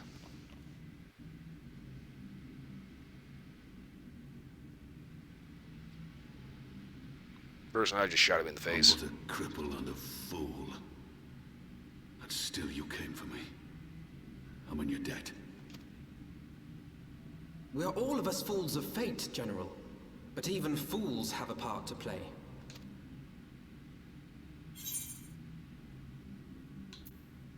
Come on, man, you're a gladiator. Get the fuck up. What the hell's wrong with you? Rest assured, I was not planning to die till I'd avenged the Sultana. Still, your words are welcome, lad. That's alright, you still got a job to do, dude.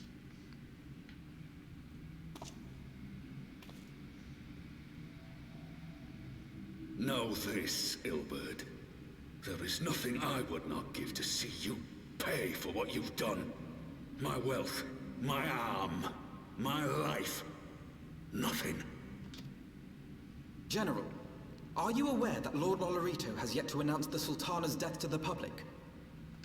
What? No. No, I was not aware of that, nor of anything else outside my cell. 'Tis passing strange, though. I assumed the bastard would make it known at the first opportunity, and set about tearing down the Sultanate. Yeah, Liloria's kind of a shifty little fucker. Especially after his Lychee's dead. As did we all. And it is indeed strange that he did not. Strange, or perhaps revealing.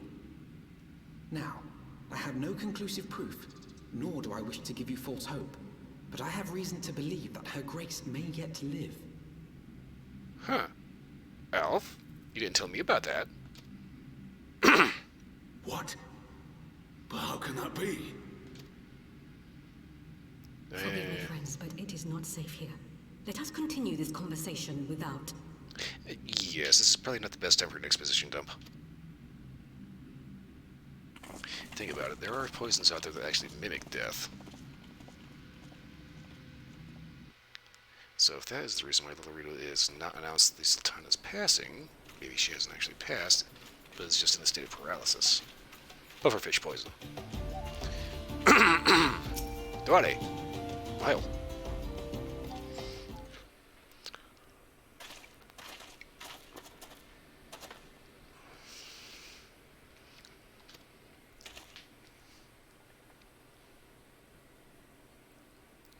Guards have been subdued. Watch over the entrance. No further activity. Okay, so Ilbert did not pass through the front gate. So he must have gotten out somewhere else. Who the fuck is that?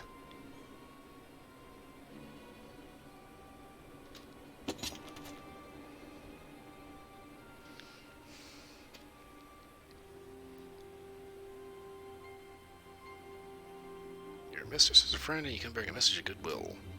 Head back to the Waking Sands where he's there. Okay.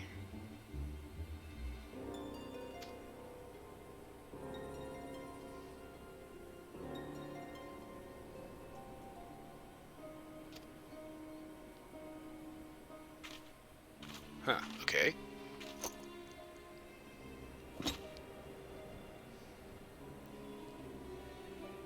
Strange lady in a cloak shows up with a ride. As long as Yagui's going with the general, he'll be alright. So, Alf.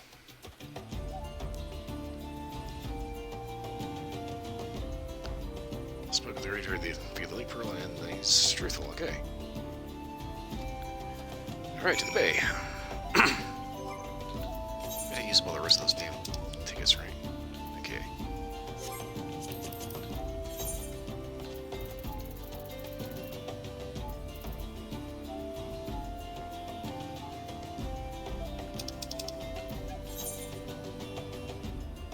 Horizon. Okay, Western Town. Okay. The first one down underneath the city. Derp.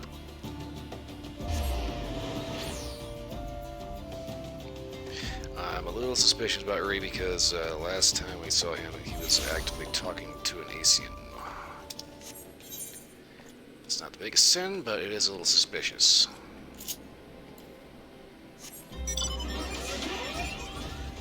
I have no idea why an Asian would want to talk to him.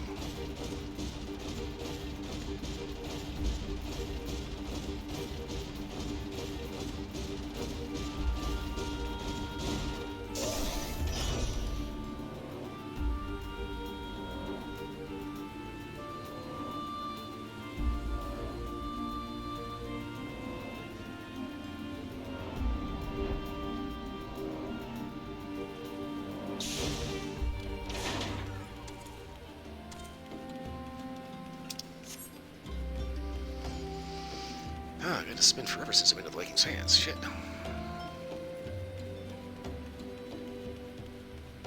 I wonder if they still have Woodford Reserve.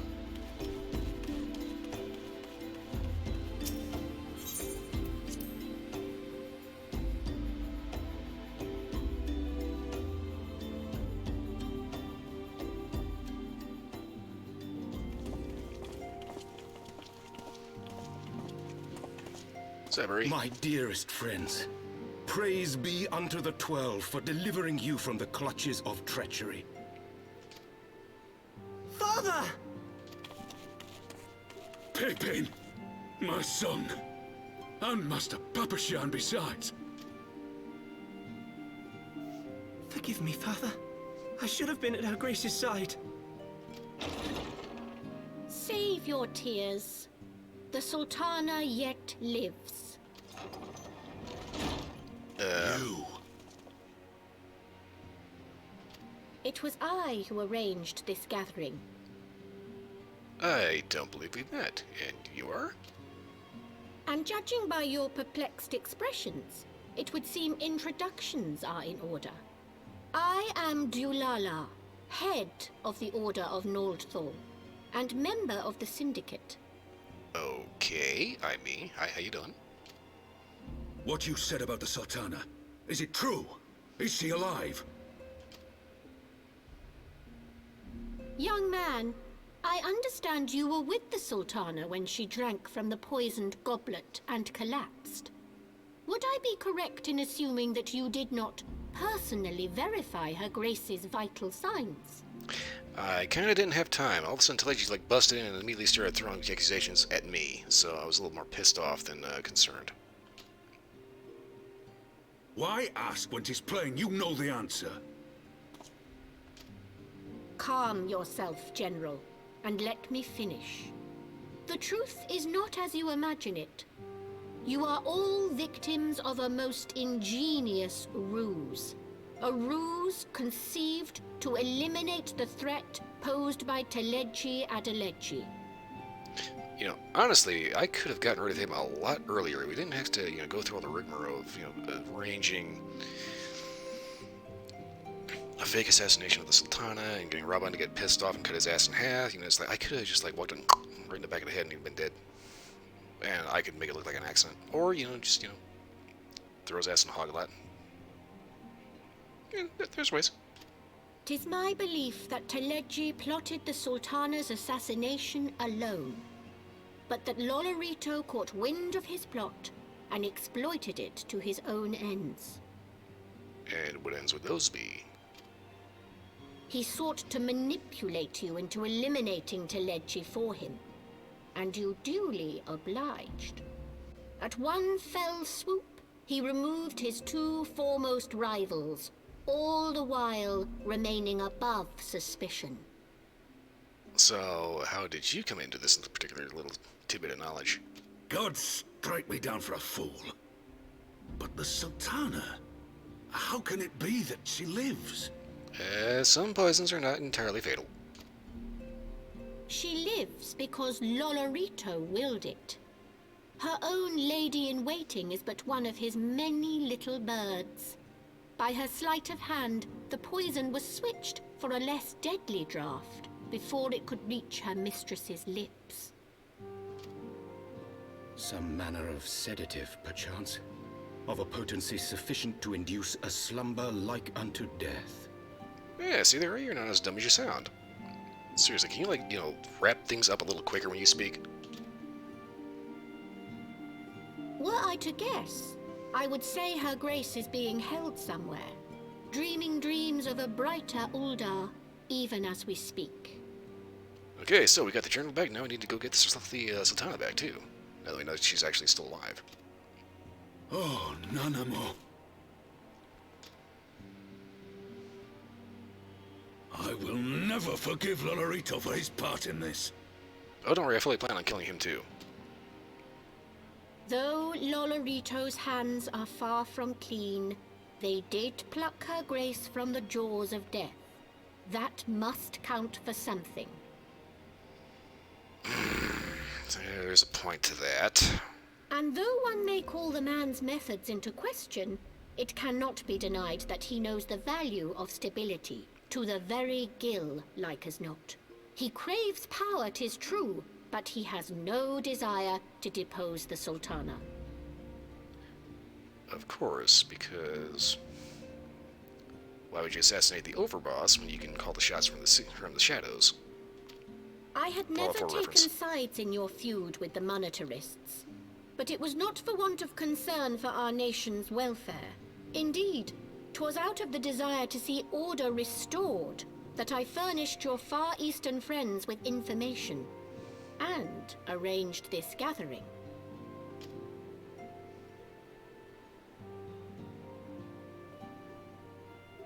I hope you are ready to work, General, for there is much work to be done.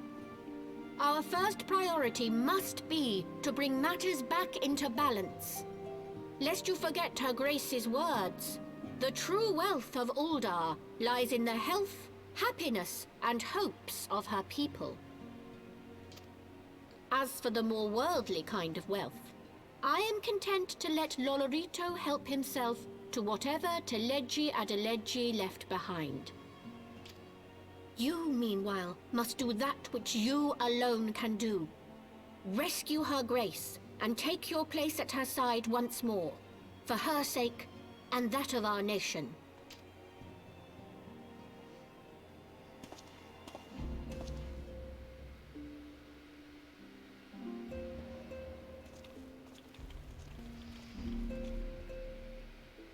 Okay then, well.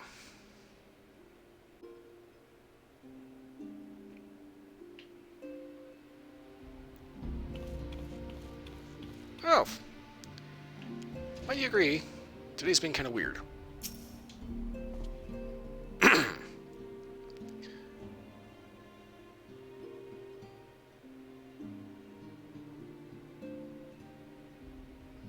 And Captain don't do a lot of showing up.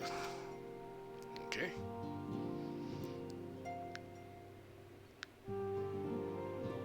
Yep, we managed to get the journal back. Now all we gotta do is get the Sultana. Thing is, we need to figure out details. Like, a lot of details.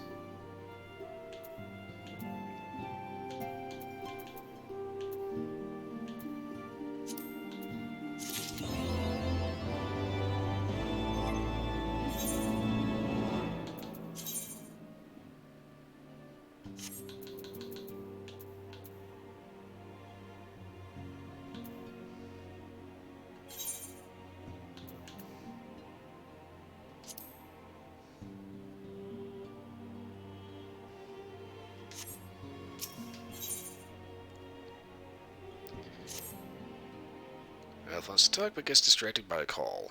From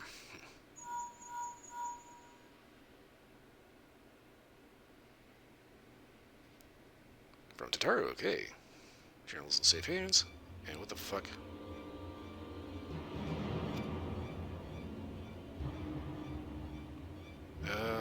Crap, the Duranians are back up in Ishgard, causing trouble.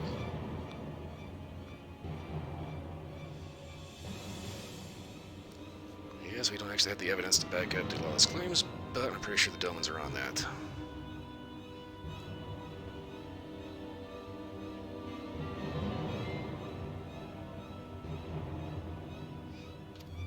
Okay, so they're gonna end up figuring out where the Sultana is. Meanwhile, we have a bit of a battle to take part in. Ah, it's so weird to be back here.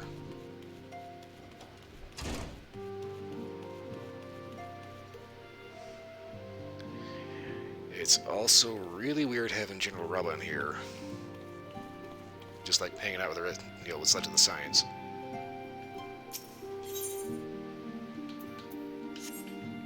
Gonna hold off on those until later. Oh shit, the lad's just hanging out too. Sean, what's going on?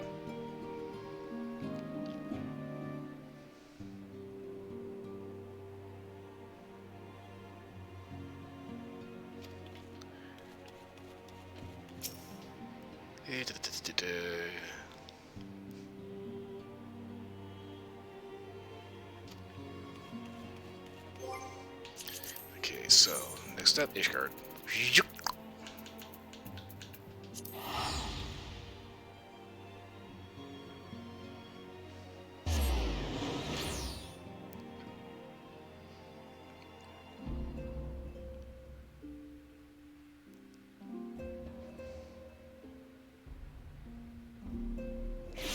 It's kind of funny how they managed to come all the way back around to being back at the original HQ we started at.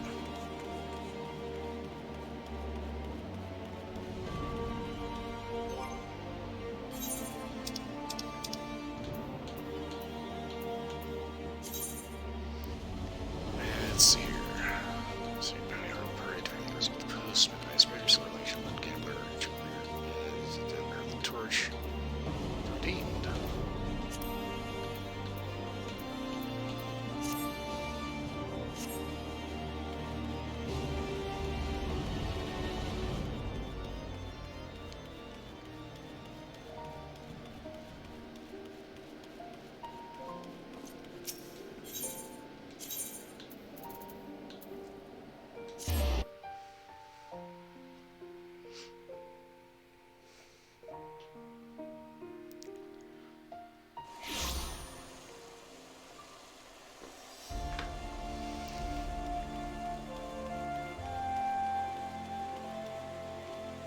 Okay, we have a knight from one of the classes.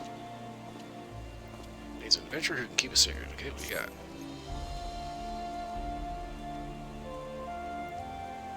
And pursuant to the gift to a friend in Falcon's Nest. Okay.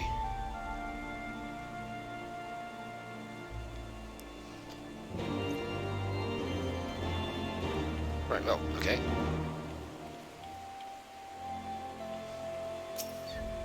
Oh, Tataru. What's going on?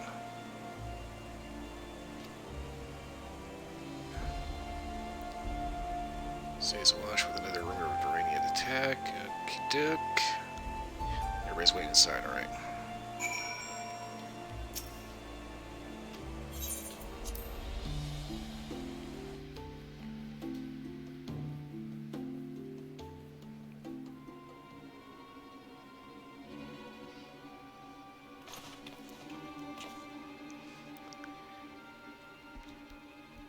Duranians are gathering for war again. Okay. The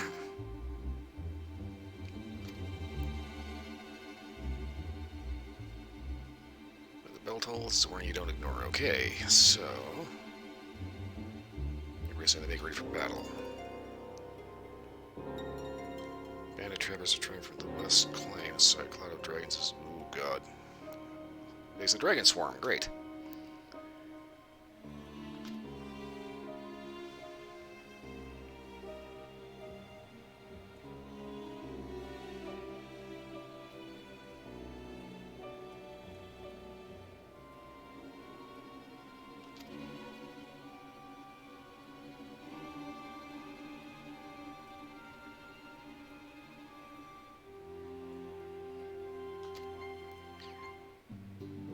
we choose to hang out here or seek sanctuary somewhere else? I'm going to say, they were nice enough to let us in. I'm just going to say, oh, we kind of owe it to them.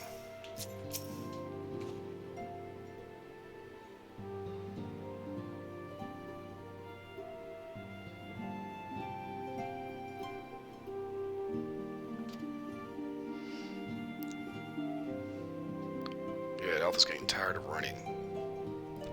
Lesmer running away doesn't fix a problem.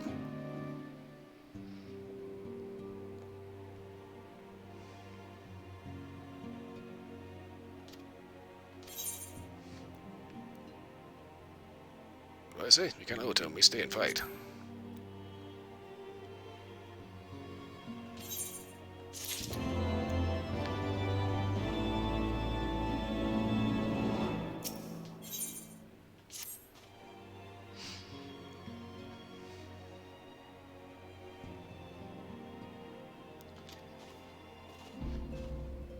Okey-doke. Okay. Alright, guys, let's sit tight. I need to consult with my colleagues and figure out exactly how we're actually going to proceed with this particular situation. Yeah, get back to you in a bit.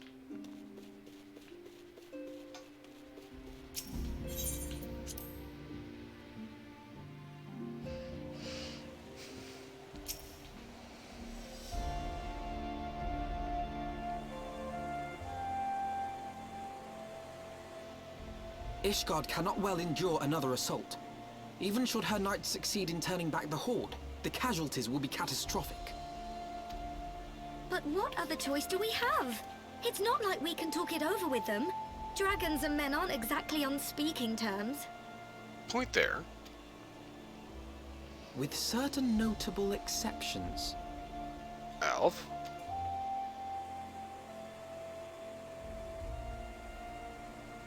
You don't mean Iceheart? Shit. When last you spoke with her, she lamented her crimes, did she not? Indeed. She was apparently looking for peace between men and dragons, so... God, you're gonna make me go talk to this bitch, aren't you? Then there remains a sliver of hope. If we can persuade Iceheart to act as our intermediary, we may yet be able to convince Nidhogg to abandon his bloody course. You know, I don't think she likes me very much. If there is to be a meeting, I would accompany you. Estinian. You're planning on doing anything crazy, are you? Even with your intermediary, Nidhogg's blood rage may render him deaf to reason. However, the mere attempt may afford our forces precious time to prepare. Of course, you might also consider a more direct approach to ending this conflict. With the power of the Eye at my disposal, and the vaunted strength of the Warrior of Light, we could conceivably slay the beast outright.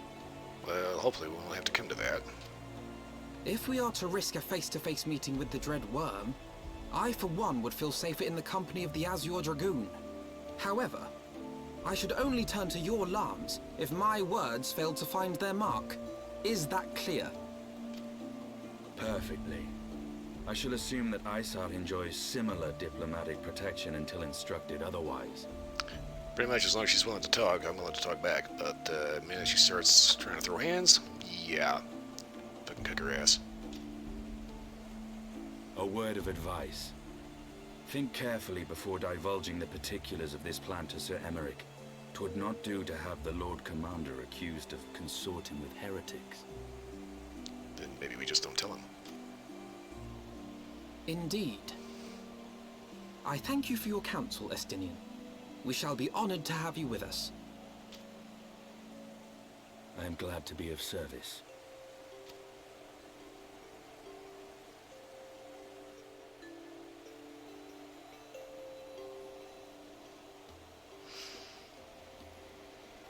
Okie doke.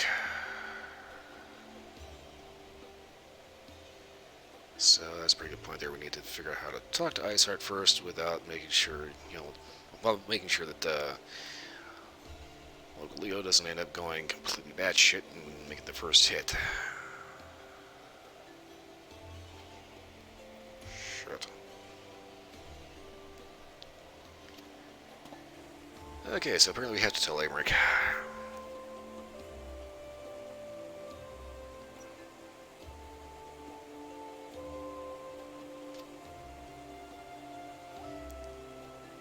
Okay, we do everything we can to make sure that we come to the best solution possible. I.e., everybody lives, happy ending, win the day. Ah, boy. Let's have to talk to Ice Heart. I just don't want to do, because it's kind of a bitch.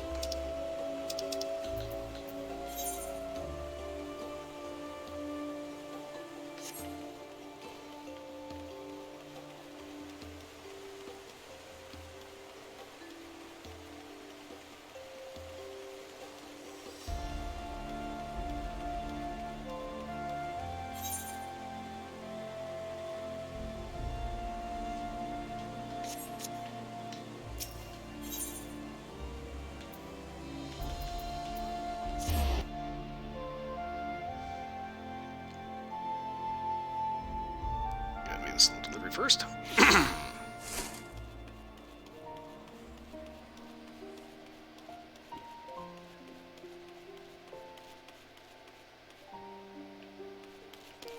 Of course.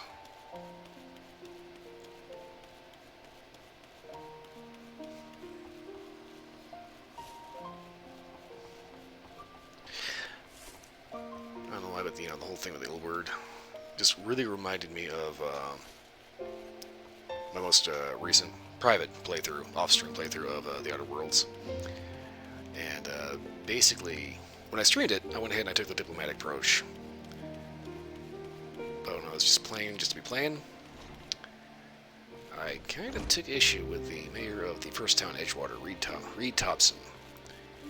Basically, I went through and actually paid a little bit closer attention to all the shit that he had in his like little logs all over the place, and yeah, I just got like so pissed off. I just walked up, 12 gauge in hand, and just blasted the fuck out of him and his cronies. And it's like, I really do wish that more games would just let you take care of business.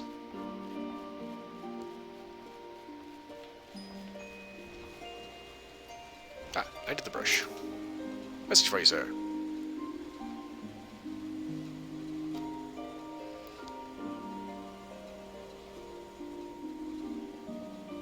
Okay, fucking stairs.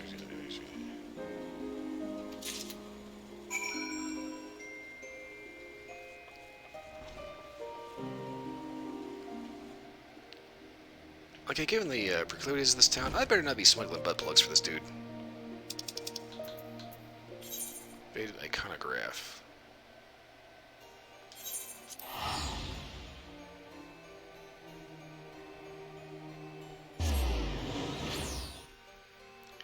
Faded iconograph. It's a porn delivery. Okay. So everybody watches the hentai.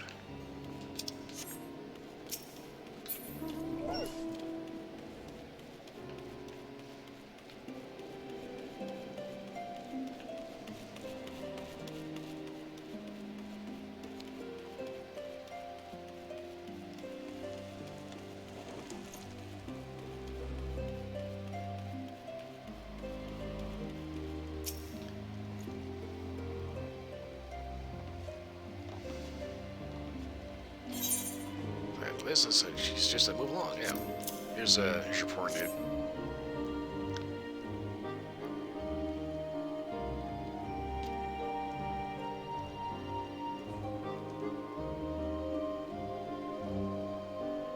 What the fuck?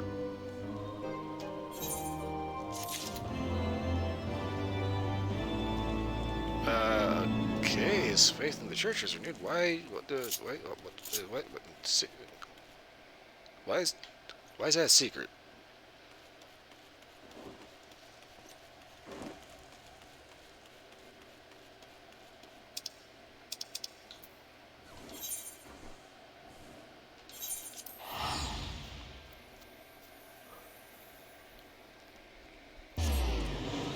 I say? Guardians are a little weird.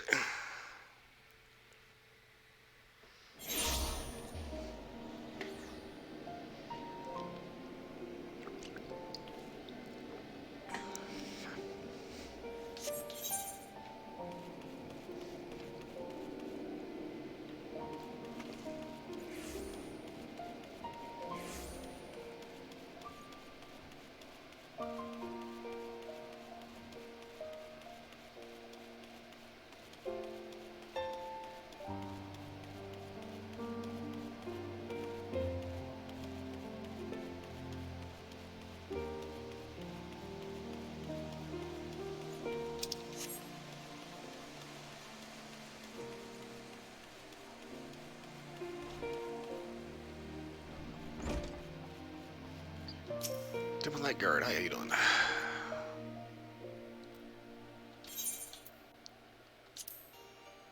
Need to talk to Amaric. This is not going to be a pleasant conversation. I want the defenses of the outer wall rechecked. See to it that the ballistas are in good repair and supplied with enough ammunition for a prolonged siege. At once, my lord.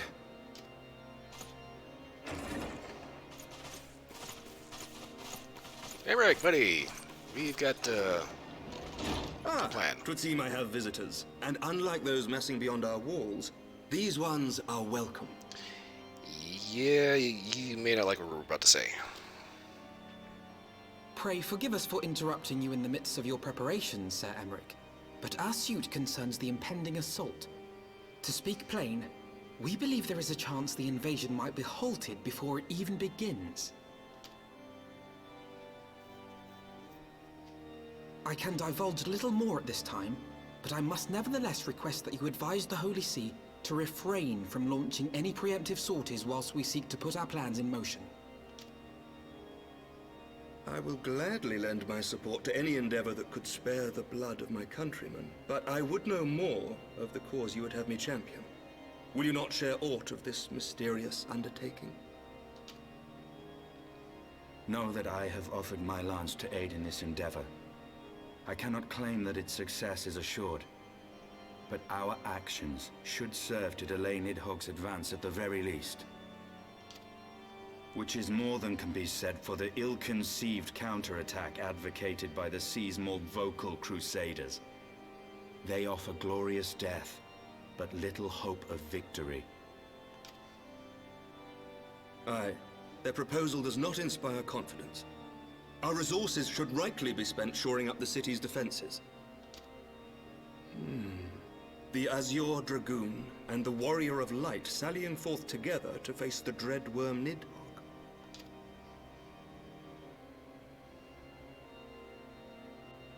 I must admit the mere thought of it does much to dispel my misgivings. Go then. Carry out your plan. I shall do what I can for you within the Holy See.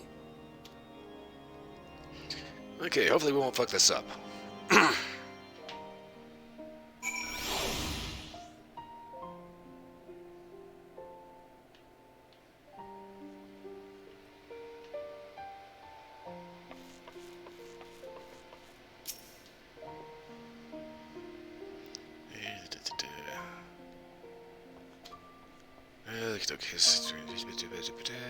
When a heart reaches critical size, they will attack. Okay. I just need to find Ice Heart and let's see if maybe we can talk with Nidhogg. Okay.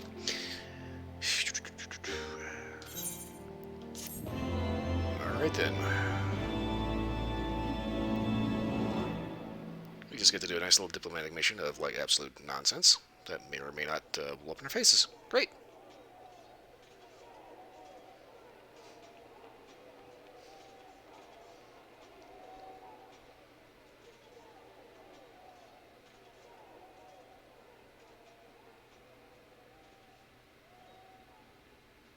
Such commotion.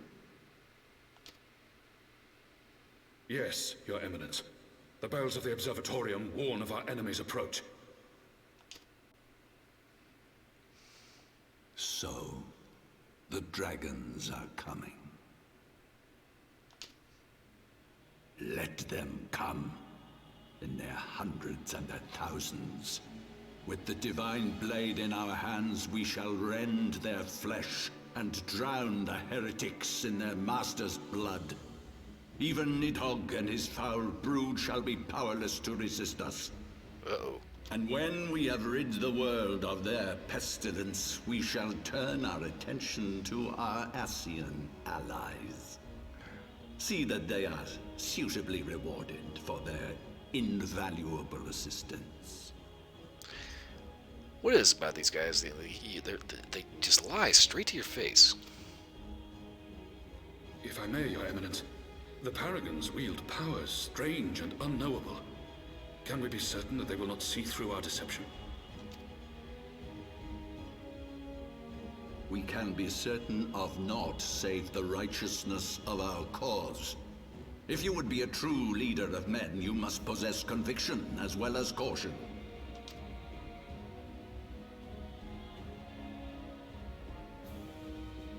We seek to excise the root of an evil that has blighted us for 1,000 years. The risk is worth the reward. I don't think you realize quite the devil's bargain you've made. And what of Estinian and this Warrior of Light? They have plans of their own. Leave them to their purpose. We must each play the role we have been given. You and your chosen brothers most of all.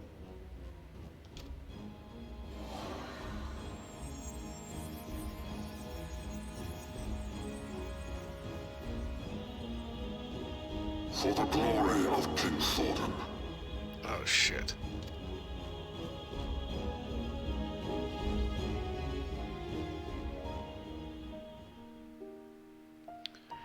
Okay, so I'm thinking Zephyr himself may not be a bad guy, but that seems pretty obvious. He's just been possessed.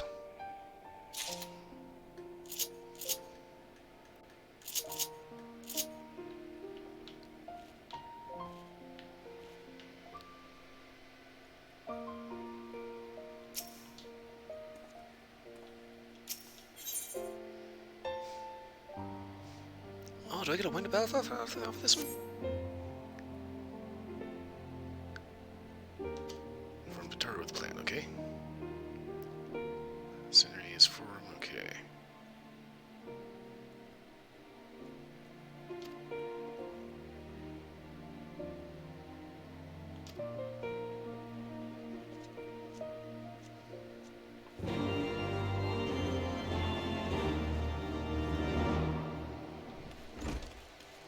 Okay, head back to the manor. What the fuck? Sure. Okay, I can understand, you know, like Mikote and Lalafell having, you know, weird names because, you know, obviously, you know, not the most human of the human characters. But, like, here, Ellison, human elf. Seriously.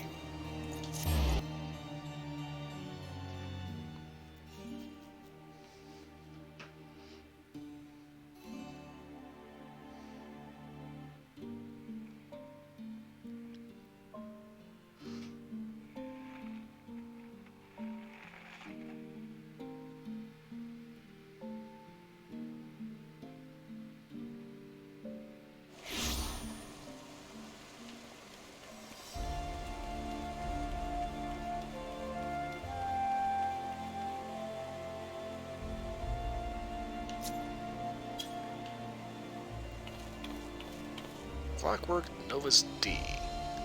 That's silly.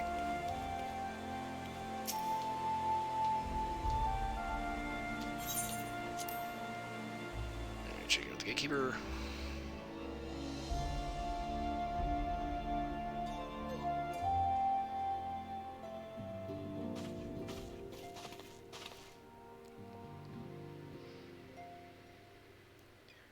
Okay, we got a job to do. Might be away for a while. Exposition dump.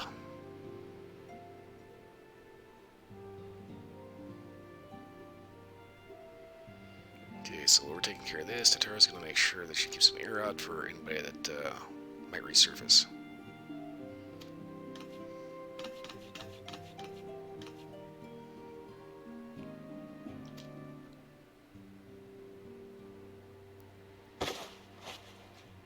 made Elf a new outfit.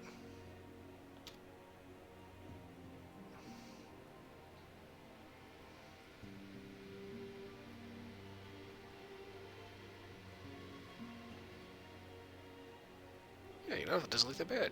And honestly, it looks a little bit warmer than what you were wearing. Oh, hello. Hey, ready, did I split? Thank you. I don't get those often.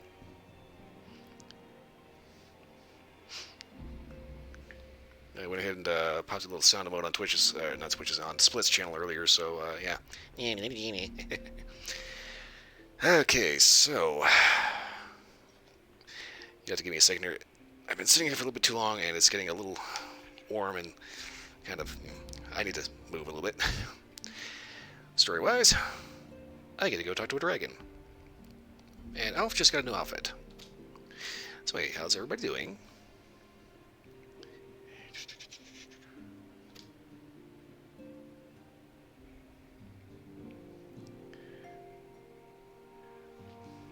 Been a little on the slow end, but did manage to make a little bit of a point earlier about excessive vitamins, the fact that those actually can make you a little sick. And if I'm not mistaken, Split was recently on The Sims 4. I have access to that on Xbox, and I don't know why, but for some reason, if you put a pool of any kind onto a Sims property, regardless of how many Sims you have, they will all die in about 5 minutes. And I do not know why. Doink!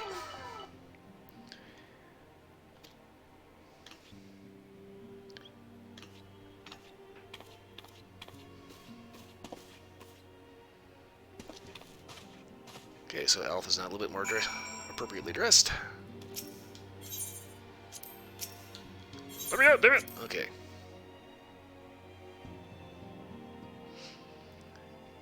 Yeah, so far I've just been going through doing some story, managed to upgrade my Chocobo at the Chocobo races, and again, didn't actually win anything on the Cactopod lottery, so yeah, it kind of is what it is. Okay.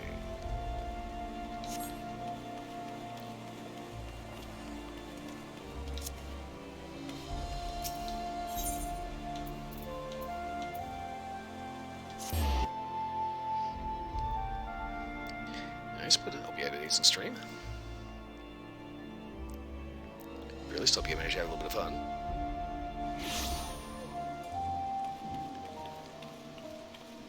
Okay, Alf plus new outfit is hanging out with Justinian. So, are we all ready to go?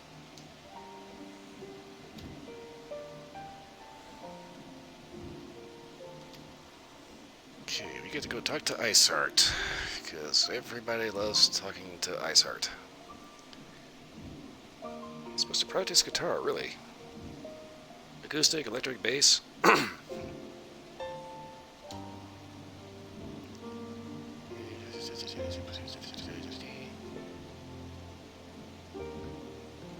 Your sim caught on fire.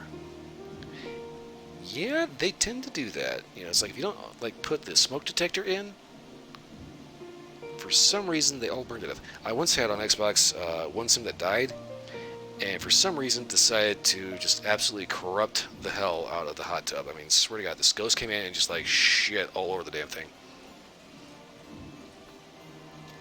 Like, just to be spiteful.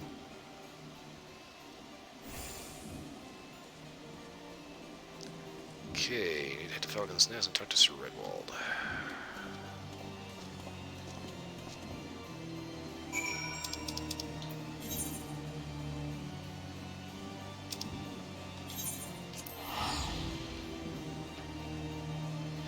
Yeah, no, that's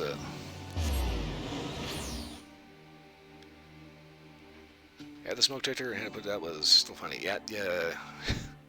Yeah, it's kind of funny. It's like you see these people that you're like, oh yeah, I love making a pool and having everybody get in the pool and taking out the only way to get out. It's like, you know, you don't even need to do that. Even if you had, you know, more ways to get out of a pool, they will still all drown within like 5 minutes.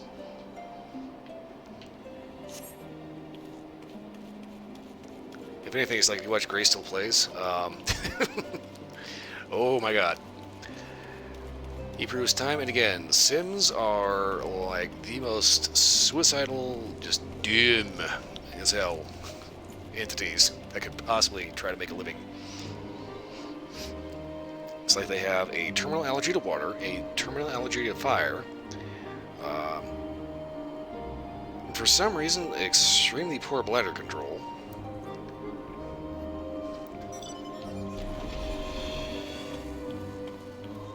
It's like everything they can possibly do to make their lives as short and miserable as possible, they will do. Harold, hi, how you doing?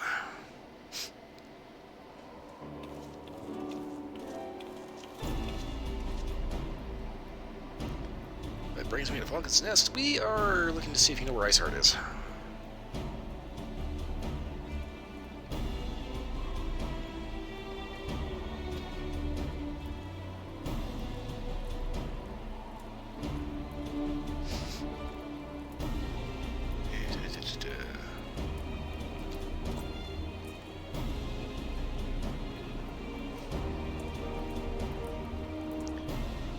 As like Alpha said, we think we can maybe stop the dragon invasion by talking to Iceheart. Apparently, so we kind of need to find the bitch. Speak directly to the guys. Okay. Try to come back in. You gotta go. Okay. Yes. Let's see. Tomorrow is Wednesday, so tomorrow should be Warframe.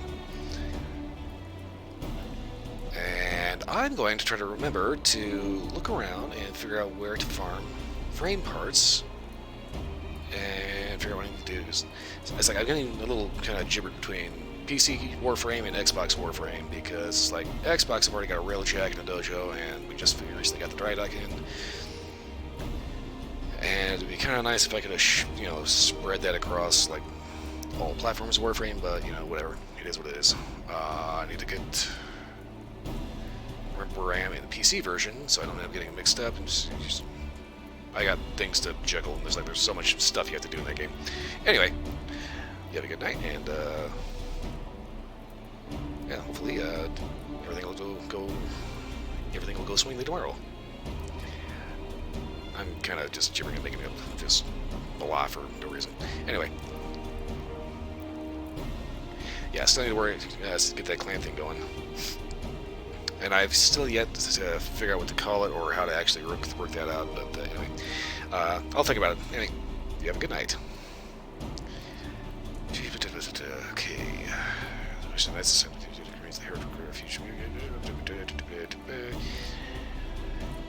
yes, I know exactly what he's talking about. So, Iceheart was originally a cave that was kind of a hole in the ice, so I need to go back up there and see if anybody managed to find anything. Okay, so Stadium's gonna hang out in town, talk with the patrols. Al's gonna do his thing. I'm gonna go up and figure out that the ice cave has any shit in it.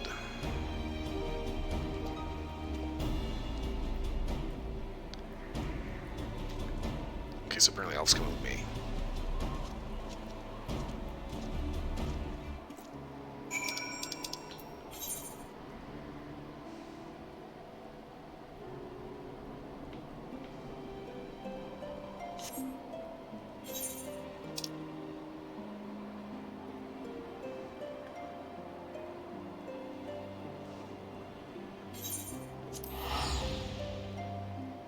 I'm already in Falcon's Nest, aren't I?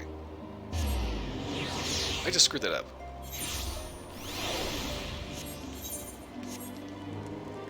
Whoops.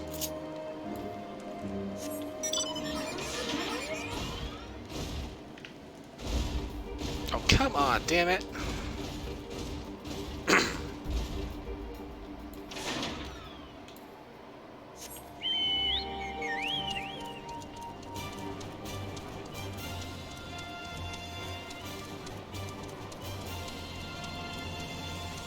Anywhere else, I'd be able to fly my bird just fine. I flew up there fine the first time. But, oh no, they only introduced the flying black truck. Oh, later this one, you have to get a black truck first before you get to.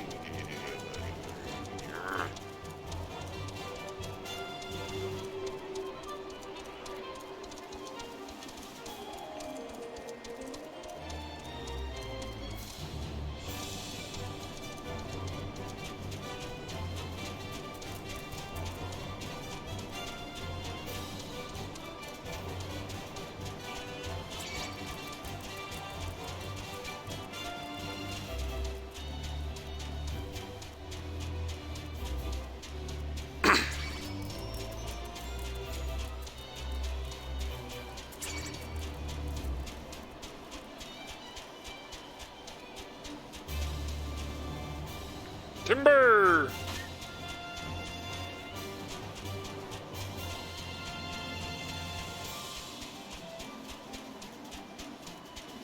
Okay, not too sure what it is, but it's big, it's ugly, and it looks like it's going to be very angry with me if I go and come and try to say hi. We even got the DVD. Ah, you motherfucker.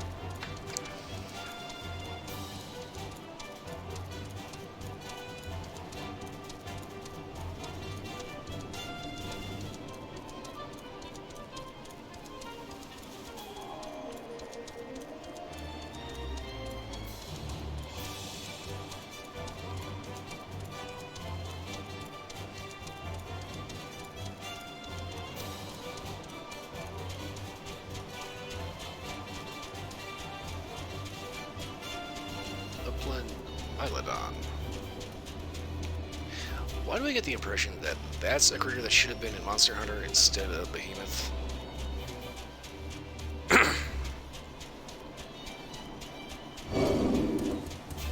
Get off my ass, you son of a bitch.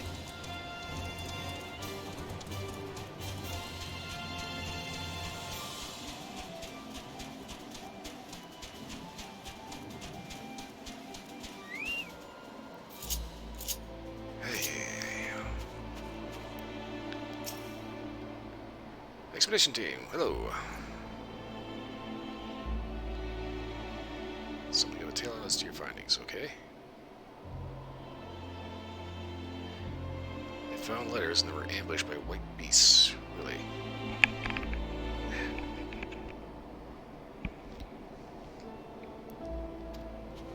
Okay.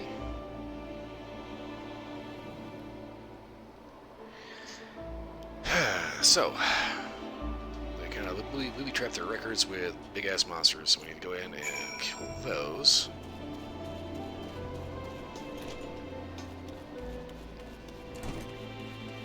What the hell?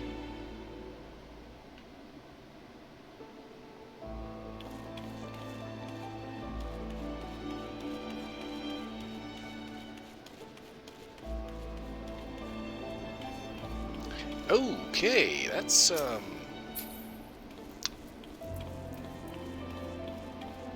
kind of big.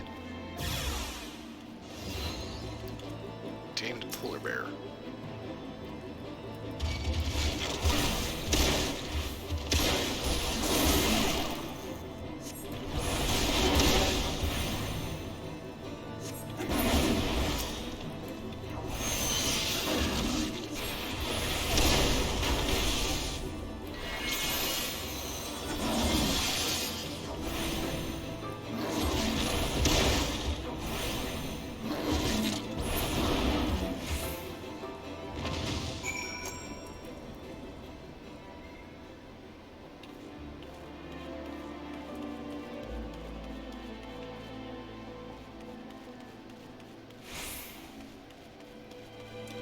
Not gonna lie, I'm a little disappointed in those guards.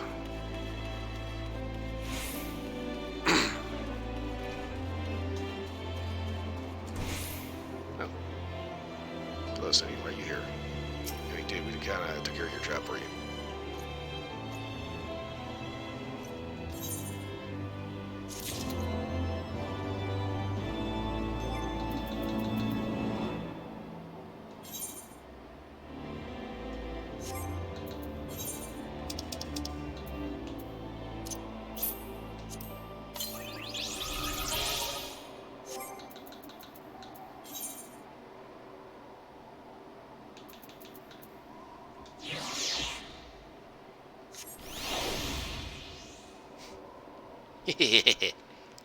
Wind up, elf. Okay, so we've got a lead. We got.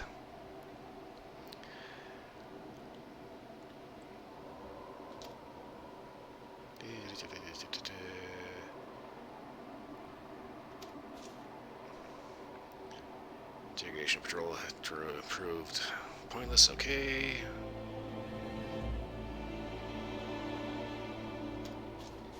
All right. So then.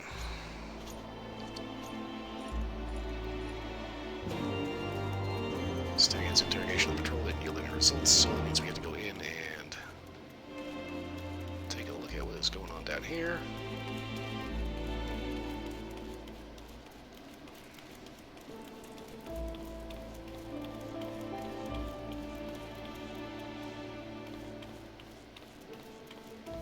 What do we have here?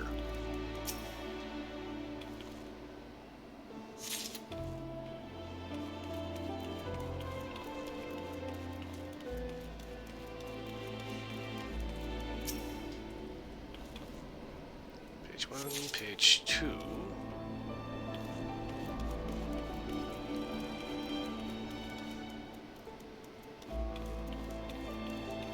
Where's page 3?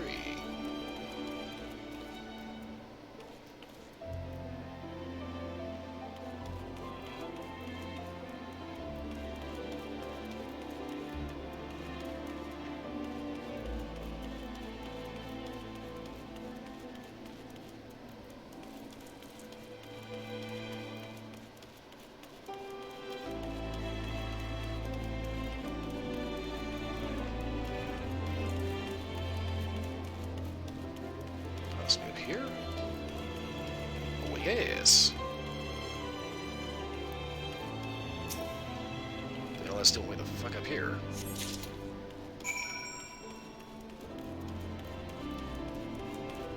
Guys, you guys, I found some!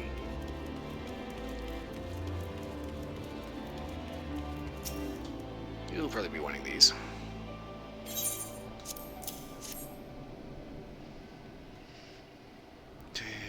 A dozen letters, okay.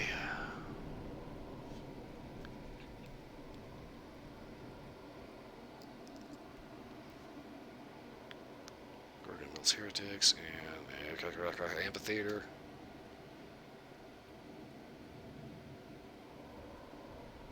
Having ruins they thought were abandoned. Okay.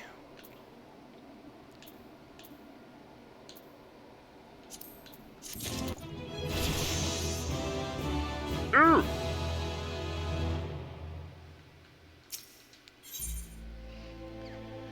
Okay, it means we get to get the amphitheater. Manifestation partnership, yeah.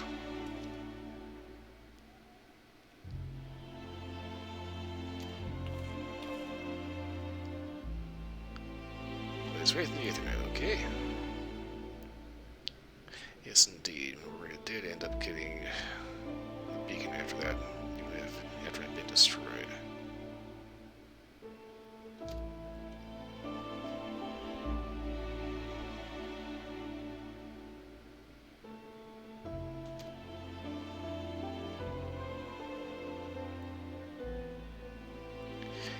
Okay, course mapping of the tunnel. There's Western Highlands. Passage, okay. Reach the Aether from the other side of the wall. It's possible.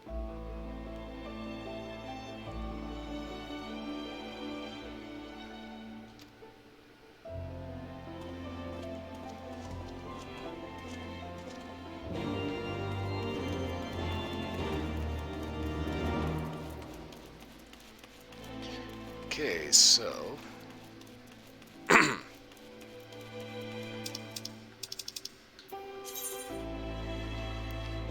I can take a quick detour for this one.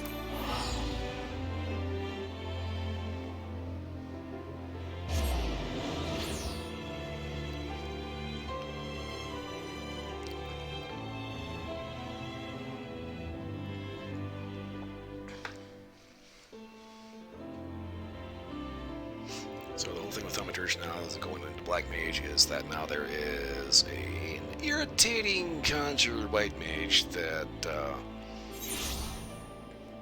apparently thinks that because we bring destruction, we need to be brought to justice or some other kind of god-awful horse shit.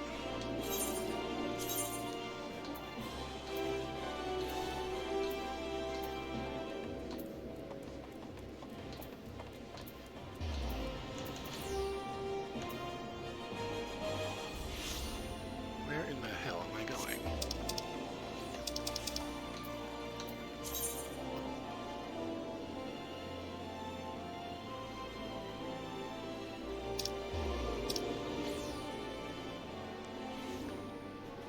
Okay, Miners Guild.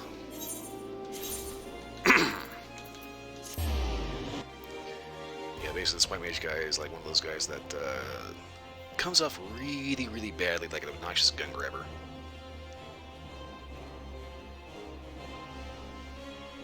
Like the one that wants to ban everything because why would we?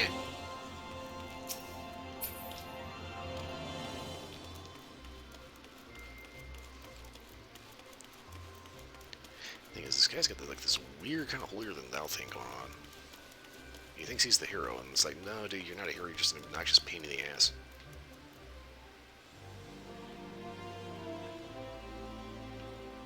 Huh? Okay.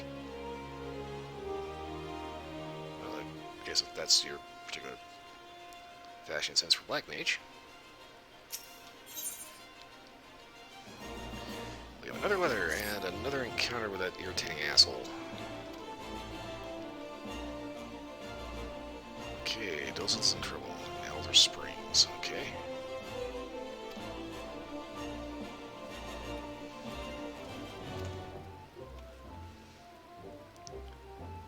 Ah, God, you really have to tell that idiot about this.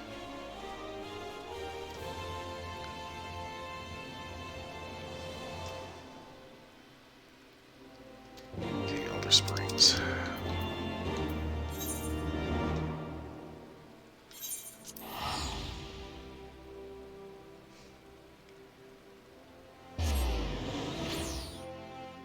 Okay, so the whole thing here is that this Conjurer White Mage had a guy that decided to go rogue. Used to be a mage, Conjurer White Mage, and like I said, went rogue and is now going completely banana sandwich, and basically trying to murder the crap out of everything and everyone.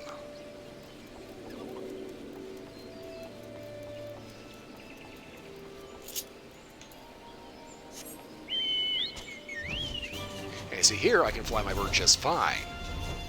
Fuck, I can't do that on the niche card. I have no goddamn idea.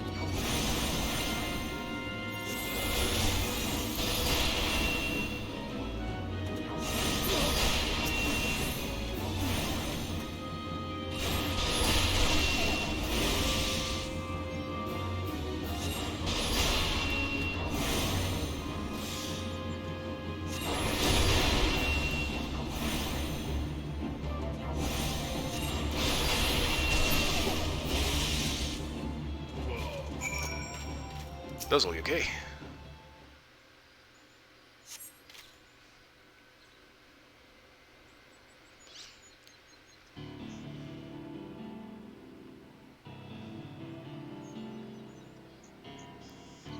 Because I tried to warn him, he panicked, he tried to flee, and got caught. Okay.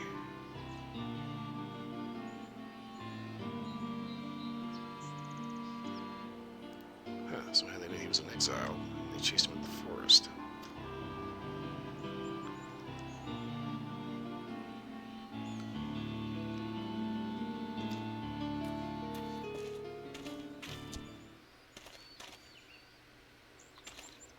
Reckless destruction. What the fuck?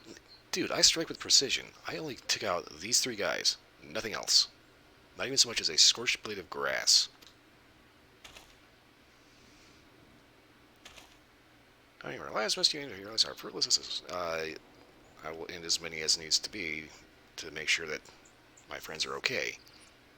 You might want to pull your head out of your ass.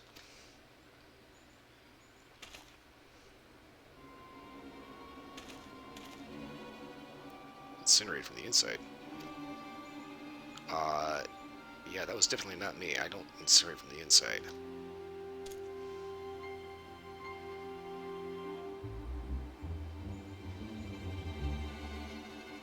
Those guys had no idea who they were, what they wanted, but they tried to sweet talk about something. The exposition dump. Read the Book of Thal, learned Guzzle's grandmother's secrets.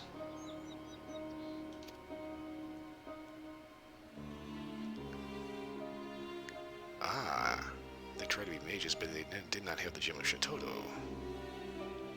Okay. And of course, the sea doesn't know about the gem.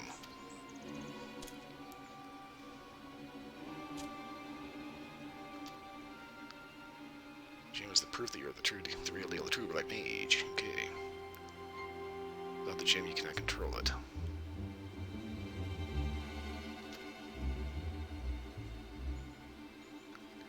Either rid their own bodies at night or burn them alive from the inside, because they didn't have the gem.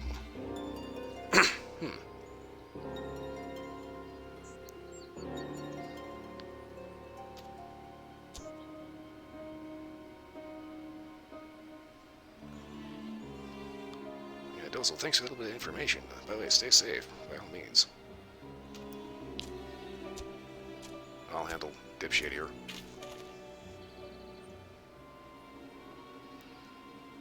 Slain by my handle by the use of powers they couldn't control. Yeah, that's kind of what you need the gem for.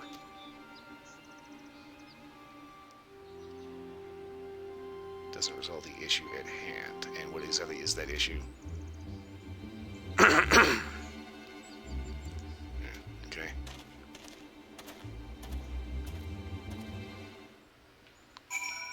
Yeah, you may apologize, he's still an overzealous dick.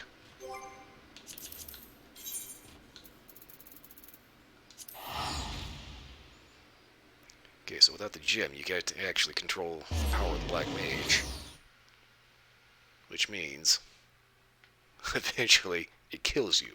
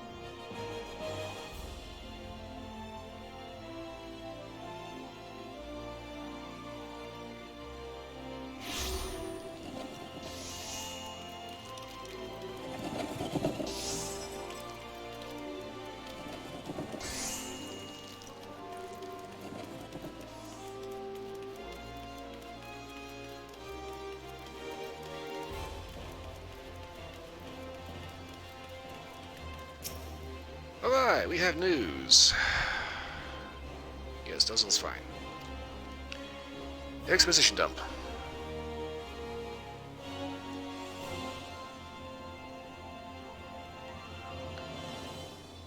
No longer doubts my innocence. Okay, that's good. To find a emulation within. Yes, indeed. Yes, they did.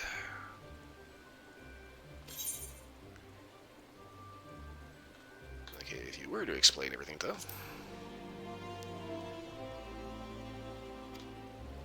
Devices cannot contain a grow definitely.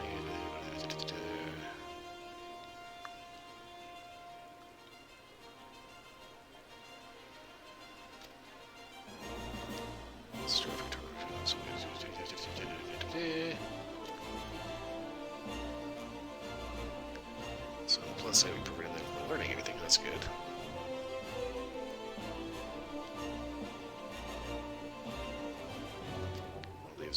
options, okay.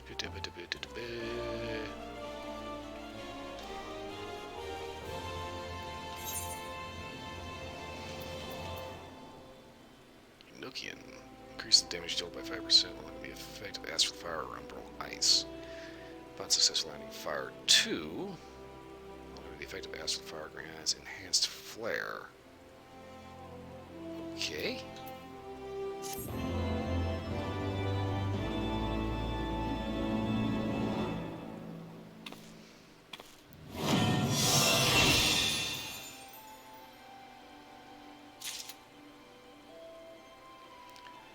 Okay, elemental gauge expanded.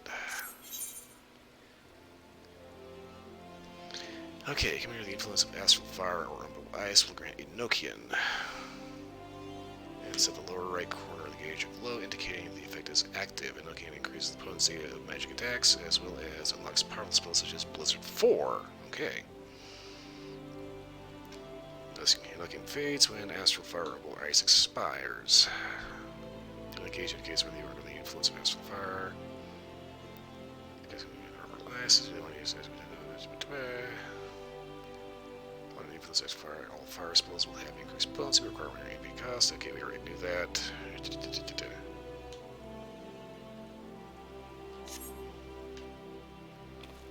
So does Blizzard 3 just turn into Blizzard 4?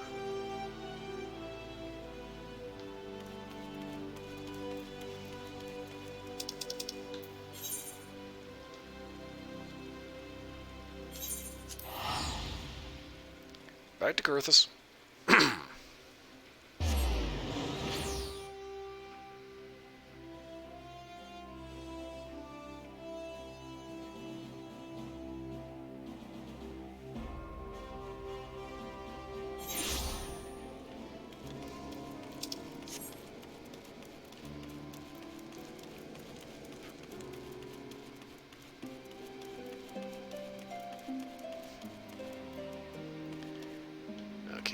I gotta see what the Wind of Elf does.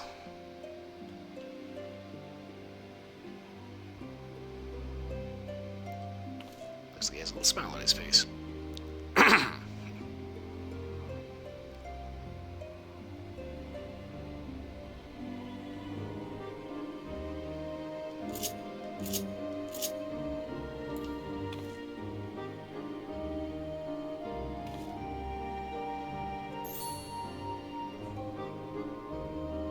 I don't think he does anything. I think he just kind of stands there and just chills.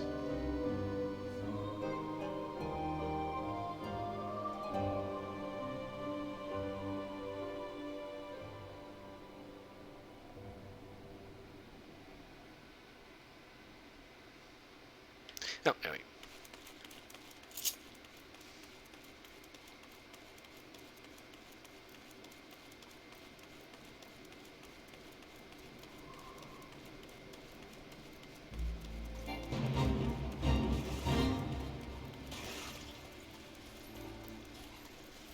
Sync. I'm not going to do that because I want to test out this new ability.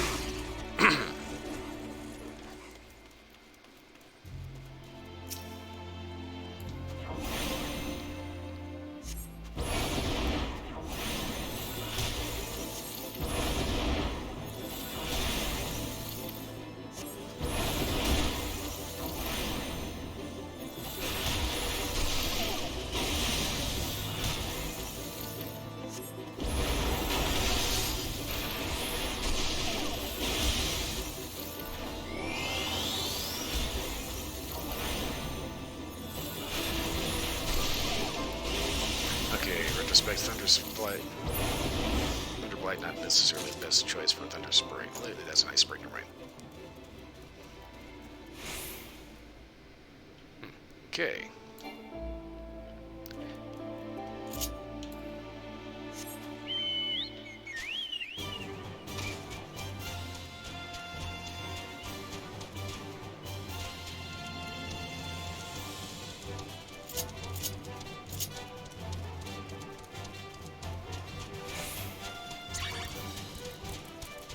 I am a tad annoyed that my bird cannot fly.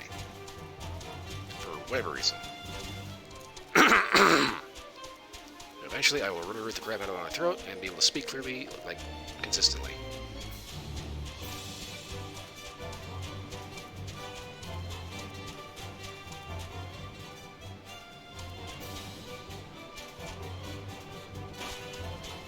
That was not cool.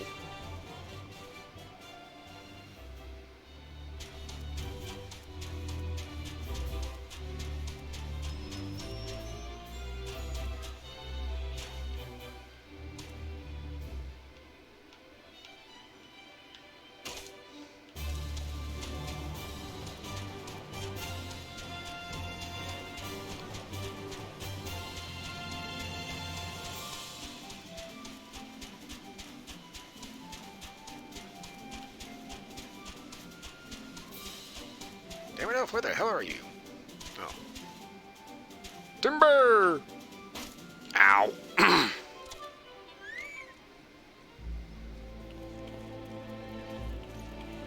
Okay, guys, made it. Just give me a second. I need to kind of catch my breath a little bit. Kind of, straighten the kinks out of my leg after that. Oh, shit.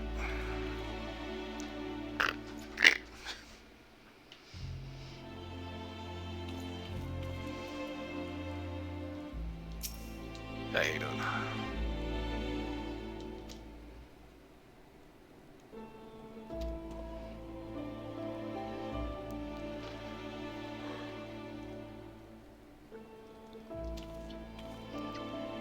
Okey-doke.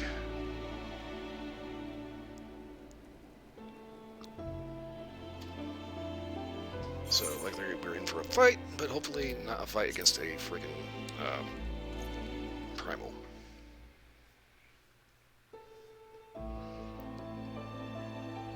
Ice crystals, okay.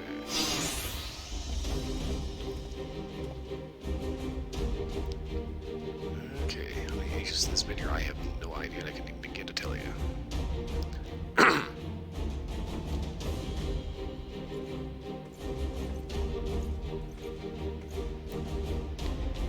And, of course,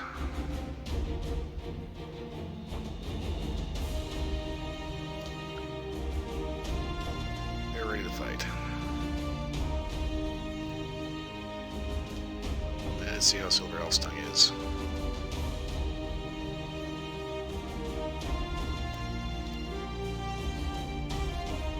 Says to me is known as the Dragon Slayer, and they are a little paranoid.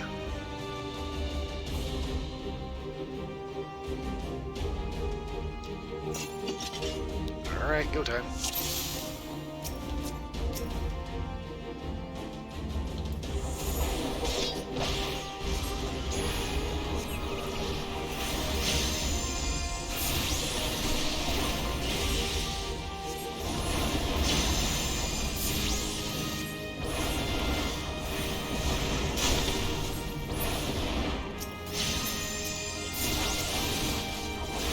Take out the mages first.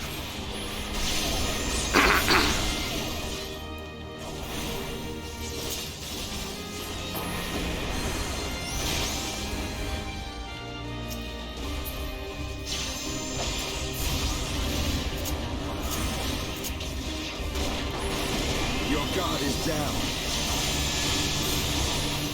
That was new.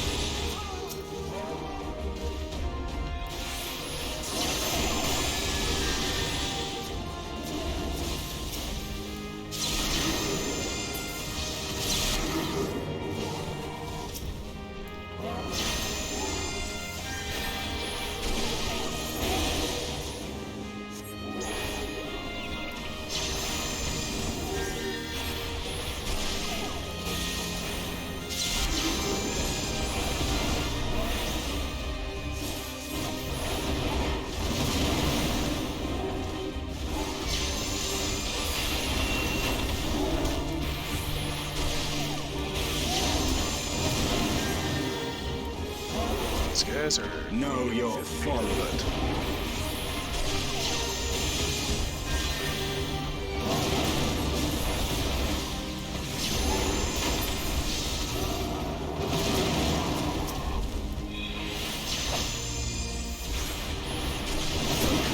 Release!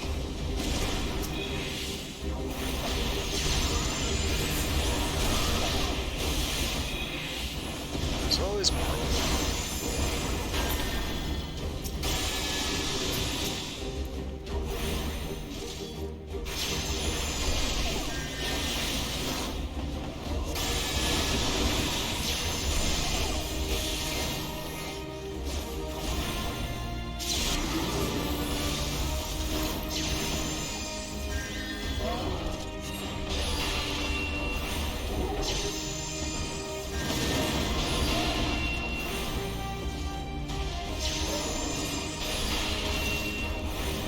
Honestly, these guys can only have so many reinforcements.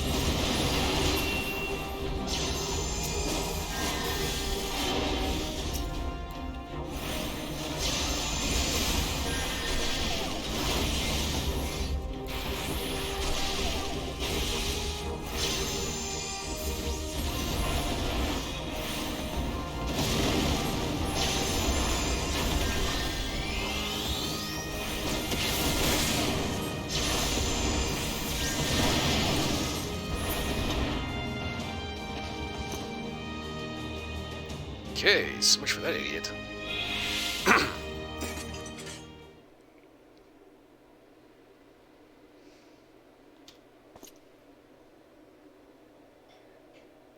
Retreat to the cinders.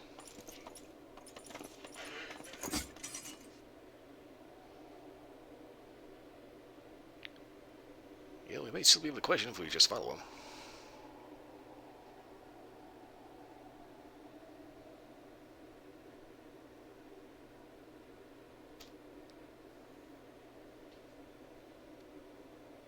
Yes, Estenia, what exactly are the cinders? Here's way referring to the Dreaming Dragon. An island in a frozen lake, okay.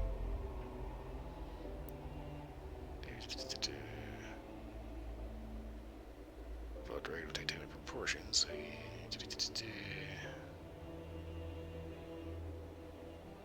Swing to the point of death, but force magically to sleep.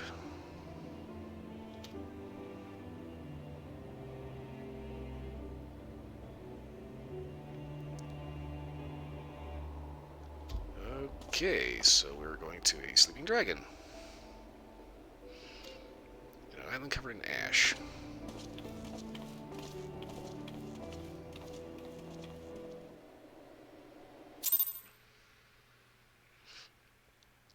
Well, this is going to be fun.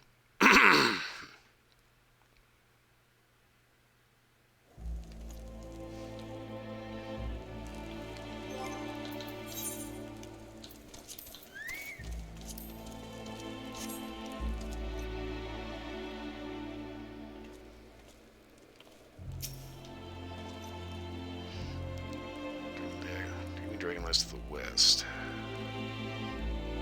But this thing wants to stop somewhere else first, okay? The Convictors. So they came at Twin Pools, okay.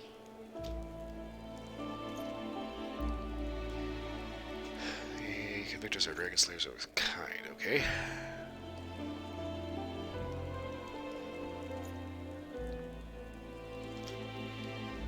So we need to talk to somebody to find out exactly what's going on there. Okay, good to know. Okay.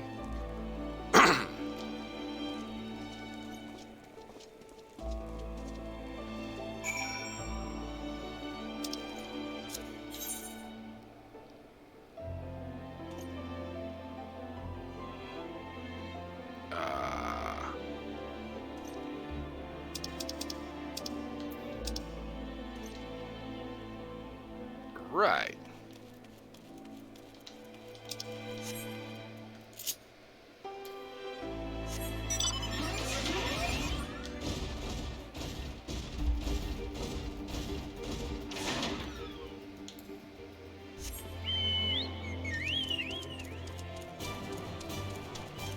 don't know why, but the chocobo just feels faster. I don't think it is, but you know.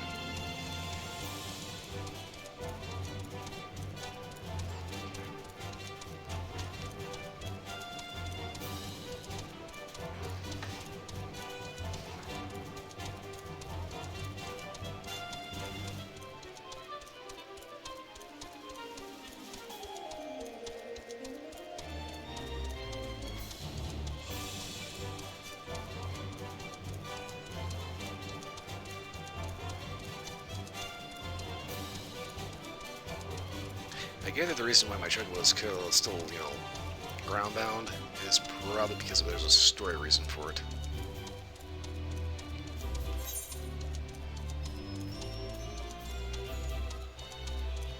Okay, so we just follow the river.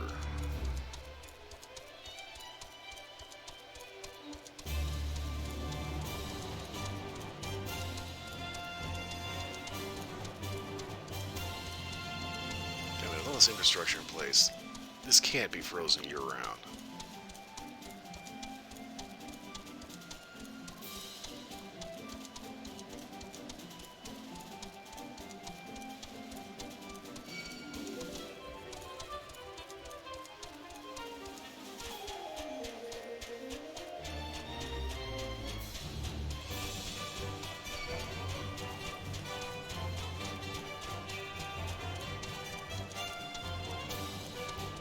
Bed of bones. I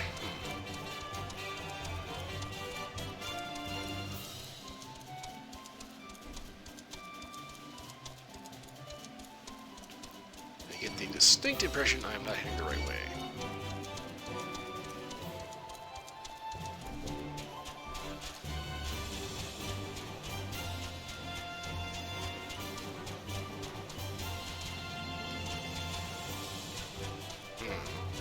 That's an O.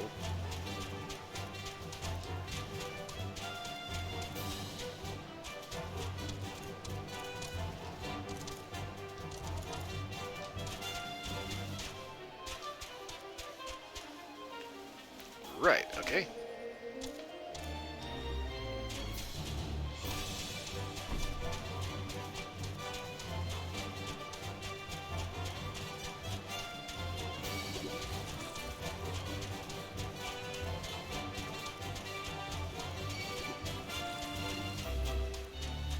Timber!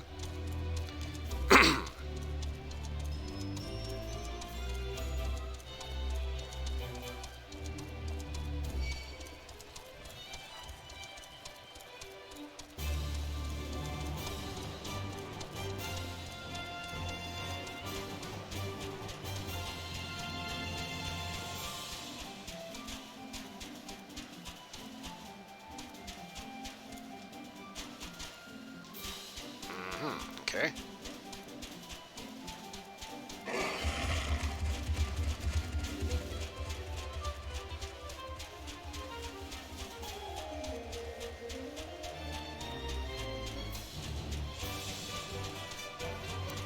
The conductory.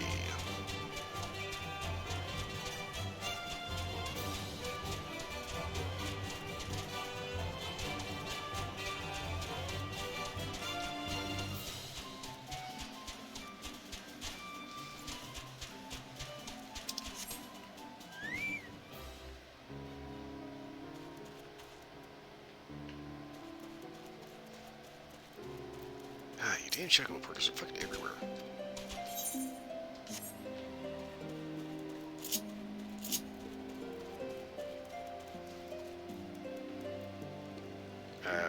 Hi.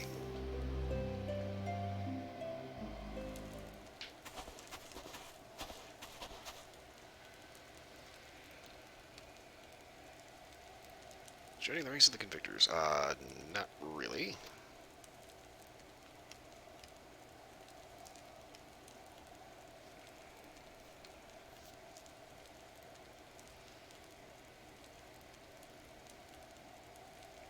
Okay, so we just woke up and he's already calling Alpha Pussy. Great.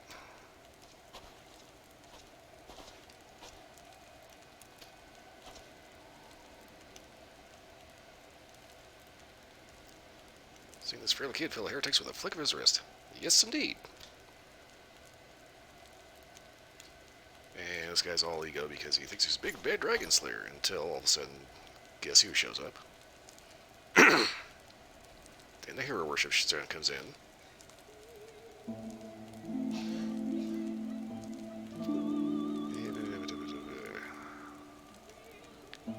Come to your camp. Hey, exposition dump. We kind of need to know what's going on.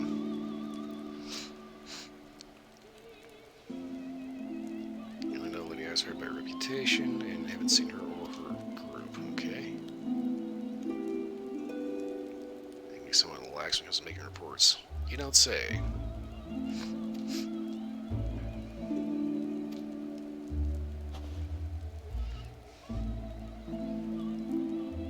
Okay. We'll ask around.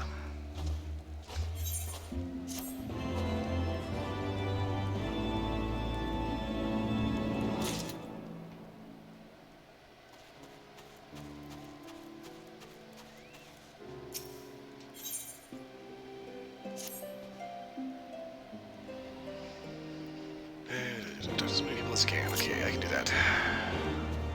Might not like doing that, but I can do that. Doesn't have any heretics. But those guys didn't wander into that camp. Okay.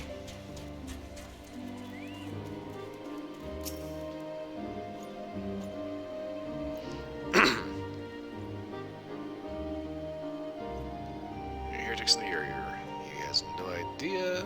Heretic capacitors knows he wouldn't be any the wiser. Because he has dragons. You might want to take a little bit more situational awareness seriously. Here it is, he's scanning the skies.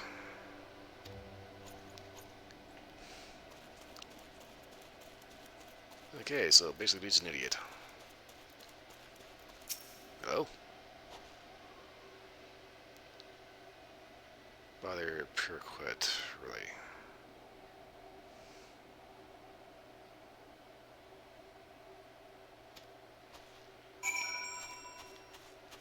Well, that was definitely less than enlightening.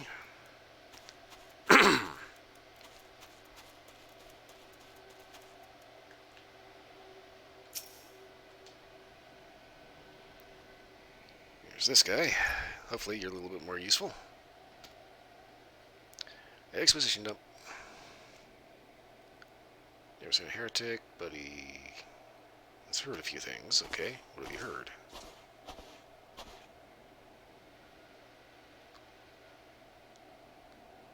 Okay, so, Alf, you might want to get some lighter shoes. I mean, my god, that's... made you sound like a freaking ogre stomping around.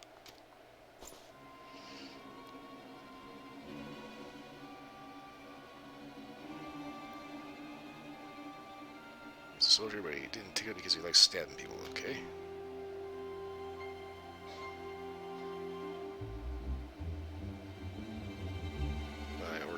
Guy's dad, he's here, okay. As long as they keep paying, he just does what he's told.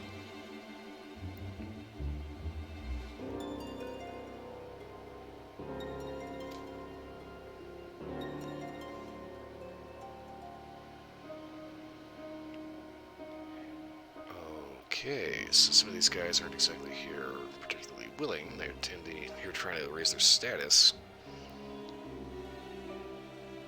After one battle, they tend to turn heretic.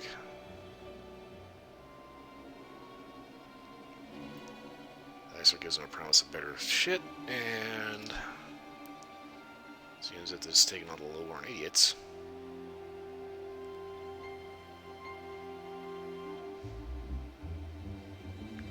Some of his buddies ate that shit alive and went back for seconds. Western Highlands signal fire, okay. So that purple smoke and they come to you.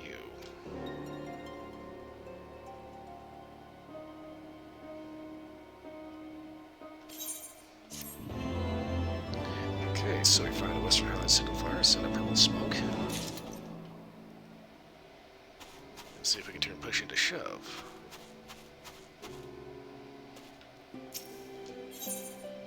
Okey-doke.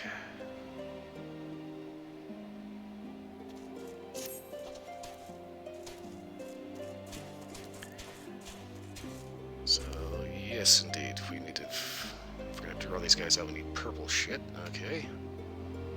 Do the treasure, drop the hide of the yak on his campfire. Is there the smell? Made smokes smothered in deep violet. Okay. Oh, well, yes, I am a bit of a monster hunter. There's number hides. All we need is woolly yak. Okay.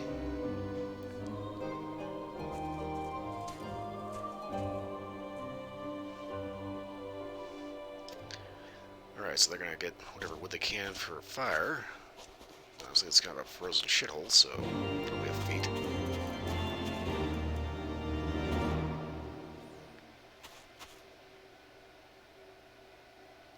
I just noticed that Apple leaves particularly small footprints.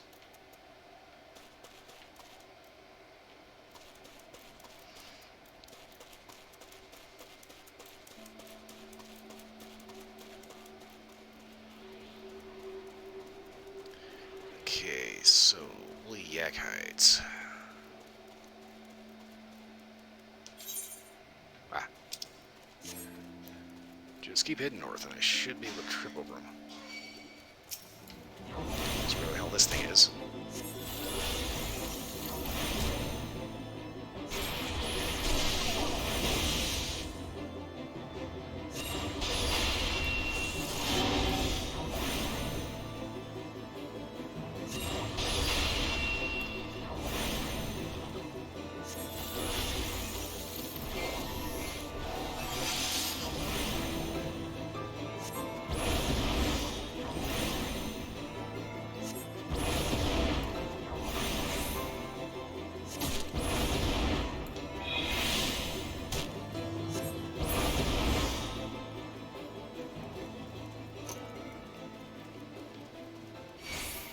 Shit, maybe I shouldn't have done that.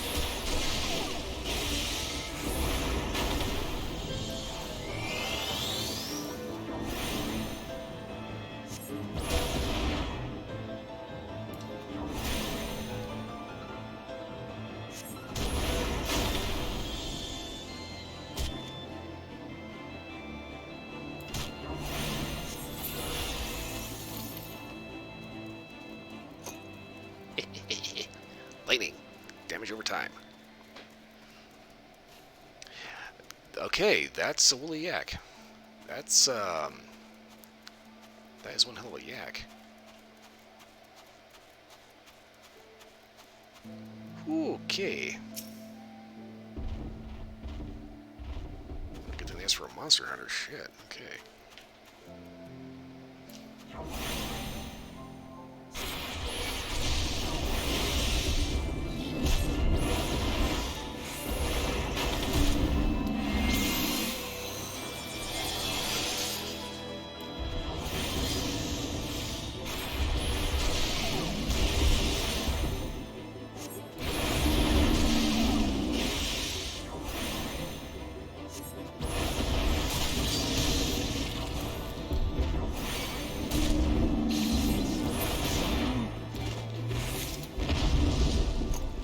Two cans of yak milk.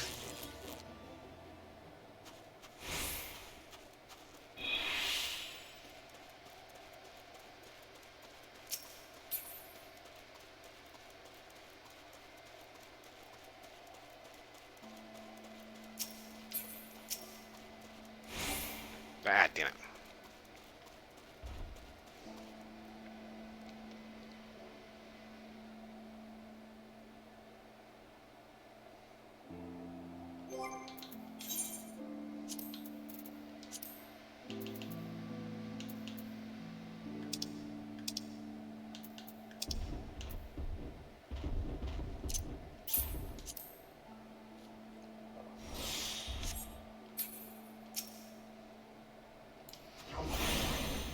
Okay, a quick snack, and barbecue this thing.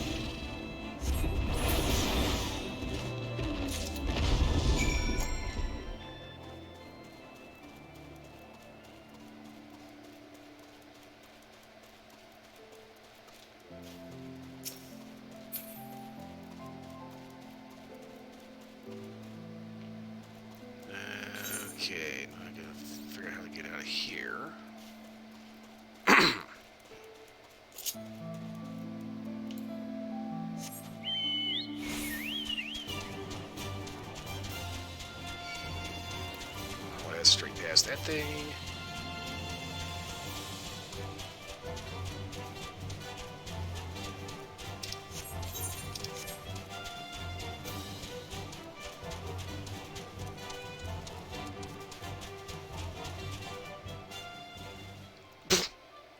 Gelato my ass. It's got the ugliest face though.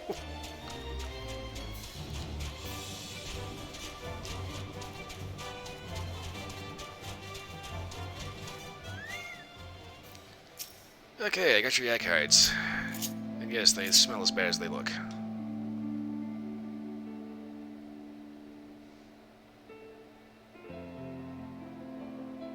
I also never had to collect firewood before. Okay, yak hide.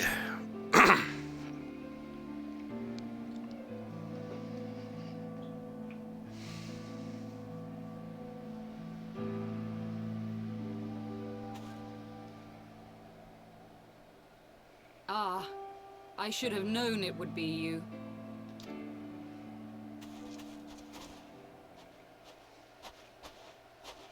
Word reached me of a struggle with a small but well-armed band of trespassers. Forgive my comrades their hostility. Few come here uninvited, and fewer still with good intent. Now, tell me why you are here. Ready for exposition dump number, I don't know how many.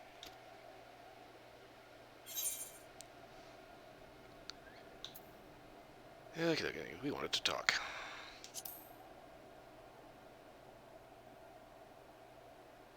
So, you seek to stem the Dravanian tide with talk? A romantic notion.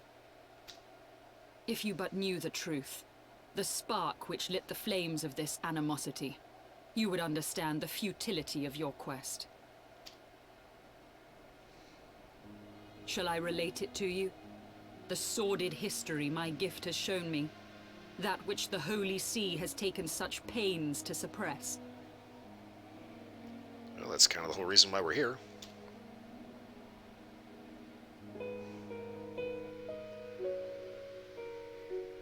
'Twas more than a millennium past when an Elizan tribe first sought to claim the lands of Kurthas as its home.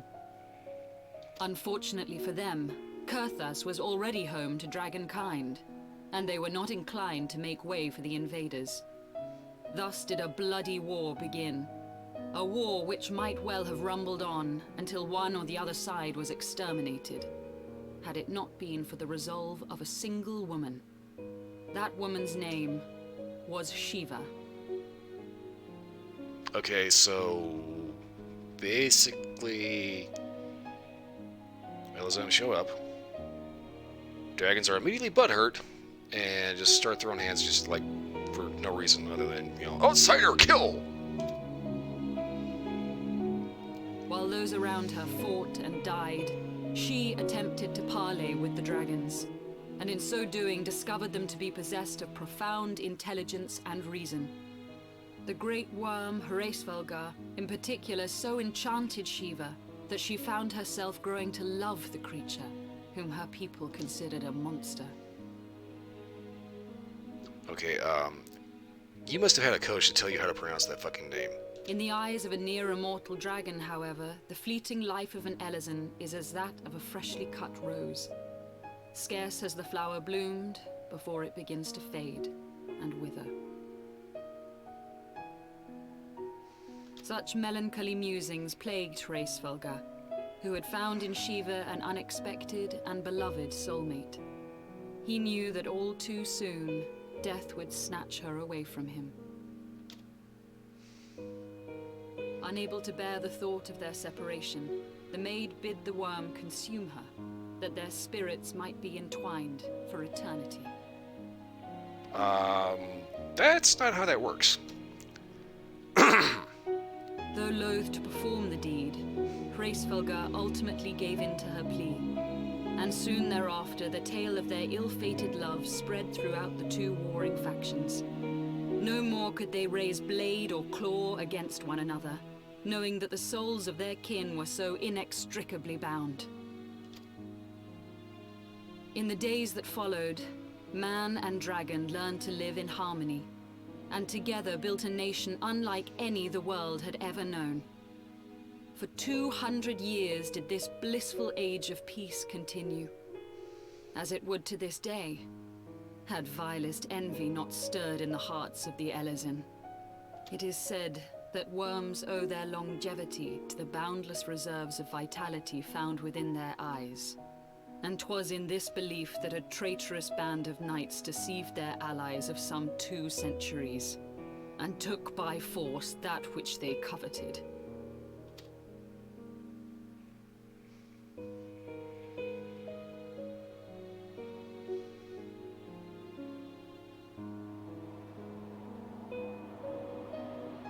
Nidhogg, he who now stands poised to unleash his wormlings upon Ishgard, was the great dragon who lost an eye to Elezen treachery.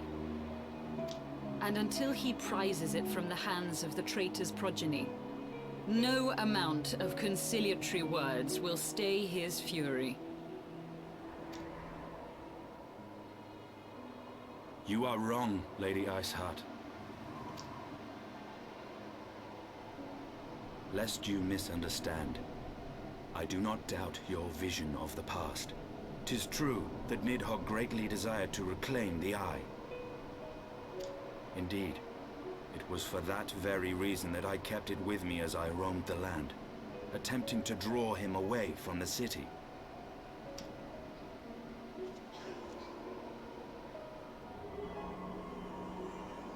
That is an actual eyeball. Okay. That's gross. Good gods. Until recently, Nidhogg seemed unable to resist its allure and pursued me relentlessly. Needless to say, that is no longer the case. Now, it would seem, he has fixed his attention on Ishgard itself, though he knows full well the Eye does not reside there.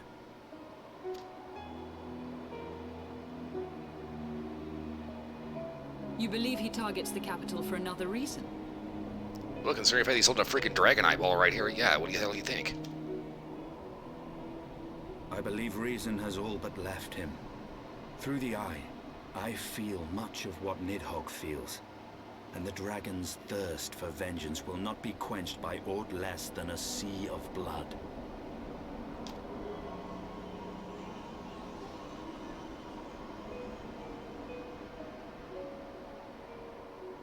If Nidhogg is indeed lost to reason, might we not seek an audience with Hraesvelgr instead?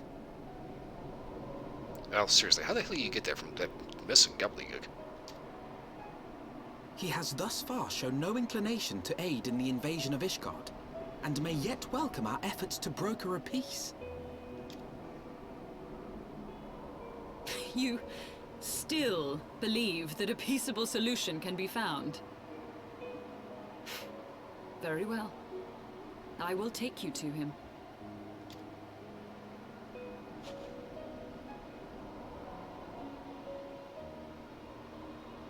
Our road will lead us to Dravania, the homeland of dragonkind. There we shall ascend unto the clouds, where Hraesvelgr resides.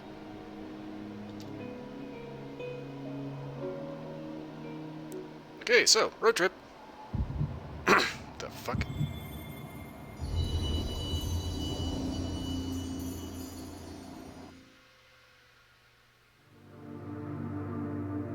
Shit.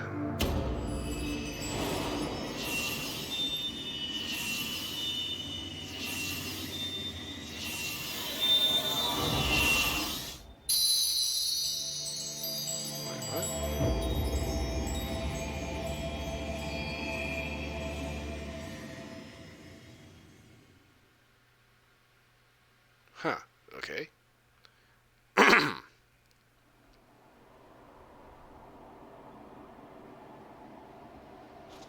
Is aught amiss, my friend? Don't worry about it. I sense the many battles are beginning to take their toll. Rest a while, and should you lose sight of us, Dravania lies beyond the mountains to the west.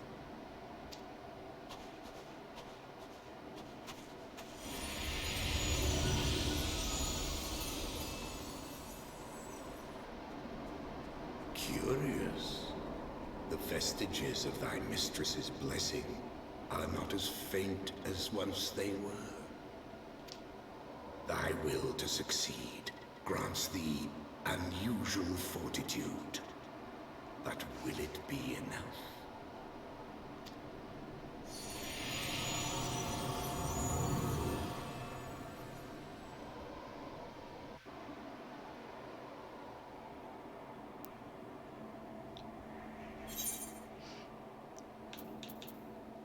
Aether current. Okay.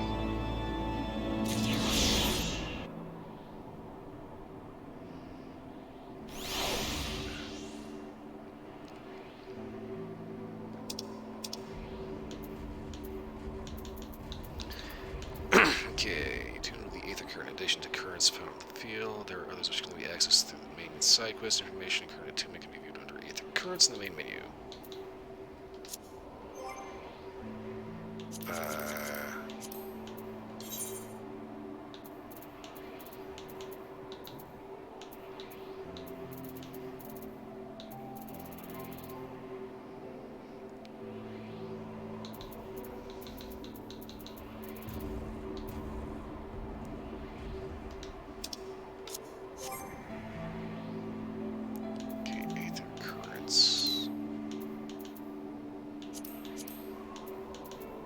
Aether currents. Corthus Western Highlands. And several others.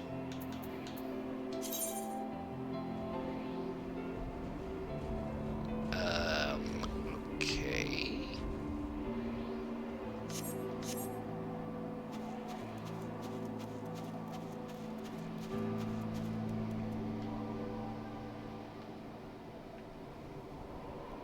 Right, well then.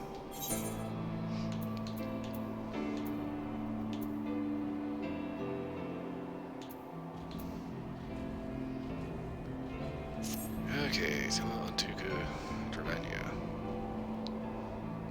So your actual name is Isael, okay.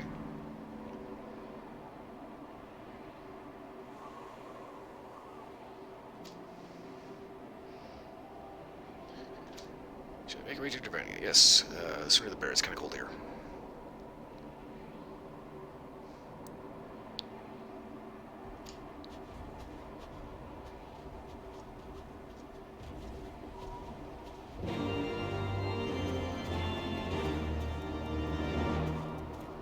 That's so weird. Al's feet are only slightly bigger than mine.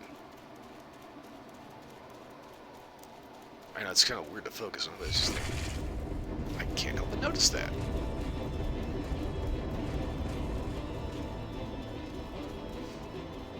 Man, fuck you, asshole. Okay.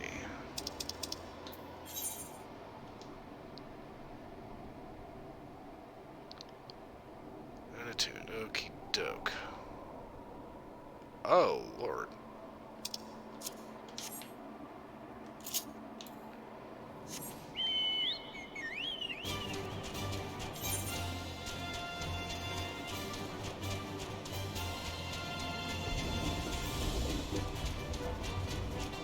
To the Dravanian Forelands.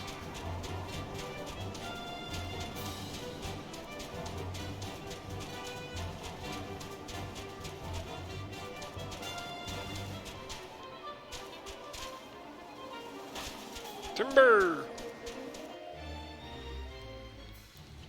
Romania. And we get to the other side of the mountains, and what do we get? Beyond Abelarthia's spine, the great mountain range that spans the continent of Aldenard from east to west. Into the deepening shadows of Som-Arl, where lies the ancient home of dragonkind.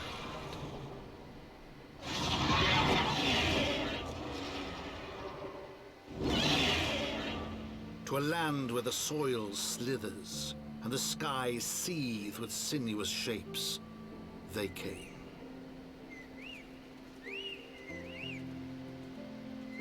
Okie dokie then.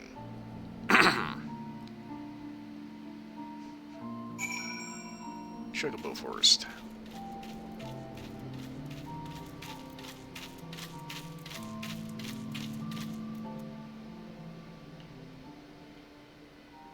Feather flea. Ugh. I like that. Well, chocobos.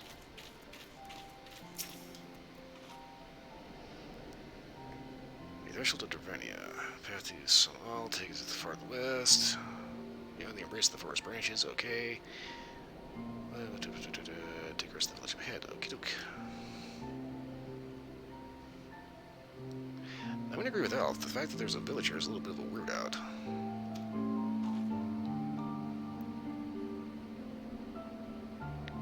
People choose to live here because of the wild chocobos. Okay.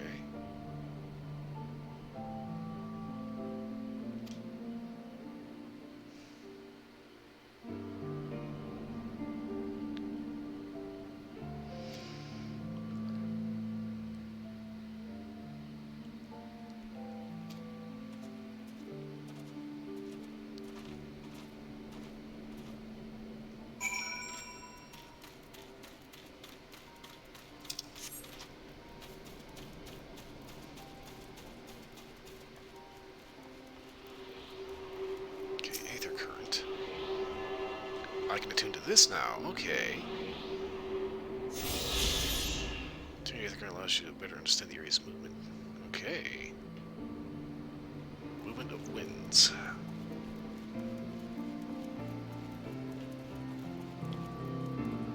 Apparently wild chocobos are aggressive. Bob!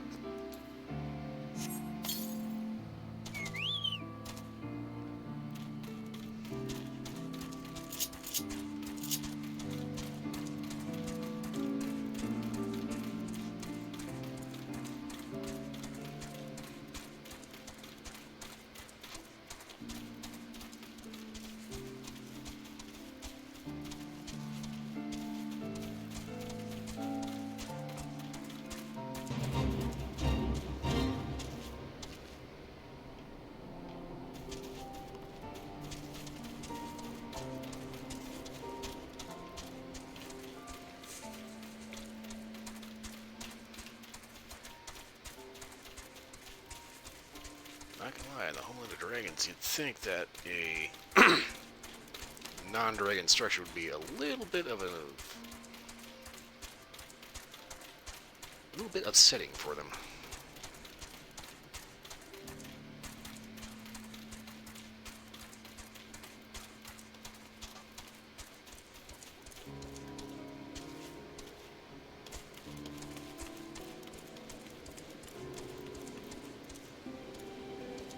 Why do I get the impression I am the only Lalafell here? Sure, look, you guys are... How the hell... Dude, seriously, what the fuck?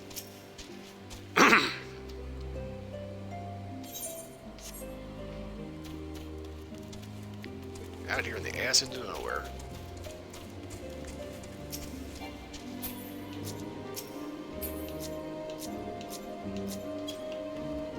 Aetherite, platoon, thank you.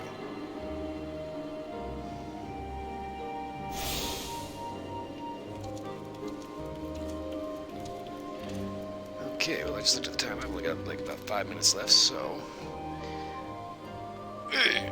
I'm going to take this opportunity to get a stretch and see if I've gotten something messed up in my inventory or not. Okay.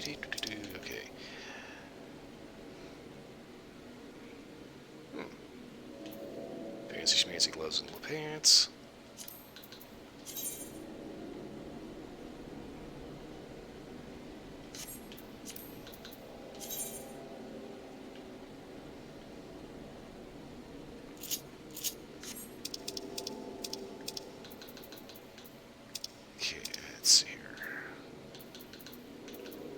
Yak milk. The unique flavor of yak milk can be somewhat off-putting to those raised on cow or elk goat milk. You think?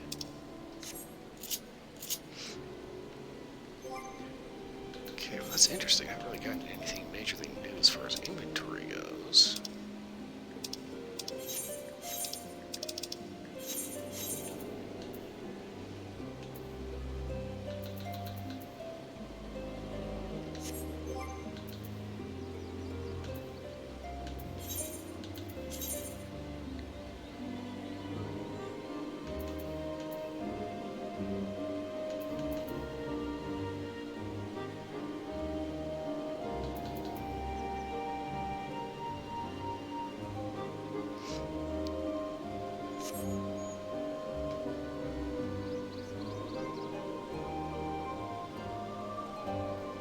You have to figure out why he keeps wanting to give me these crappy rings and earrings that are dramatically underleveled.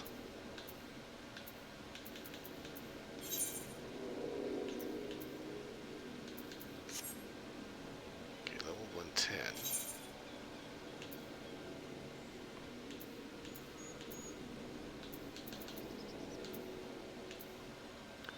Dynamite earrings of casting.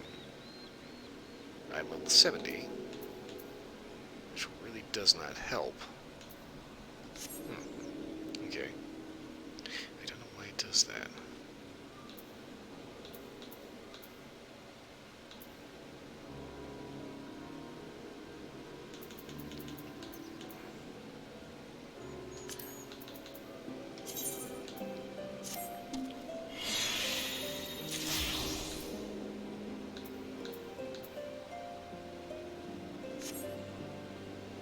Okay, what did I just extract? Apparently another material I already had, which was probably this one, maybe? I don't know. Heaven's Eye material right here, right, okay. Okay, well, anyway, we'll have the inventory sorting later. Like I said, I have hit my 4-hour limit. I've got to wrap this up and get on out of here. So I will be back tomorrow with Warframe. Hopefully Split will end up being ready to go, and I have weird internet problems. So that'll be fun. Let's see, Thursday is Mass Effect Legendary Edition. Friday is Persona 4 Golden. Okie doke. So that's it for watching. Thanks for watching. Hope everyone had at least a little bit of entertainment. For watching the recording of this, you're still living, still here. Again, thanks for watching. Hope everyone had at least a little bit of entertainment. Beyond that,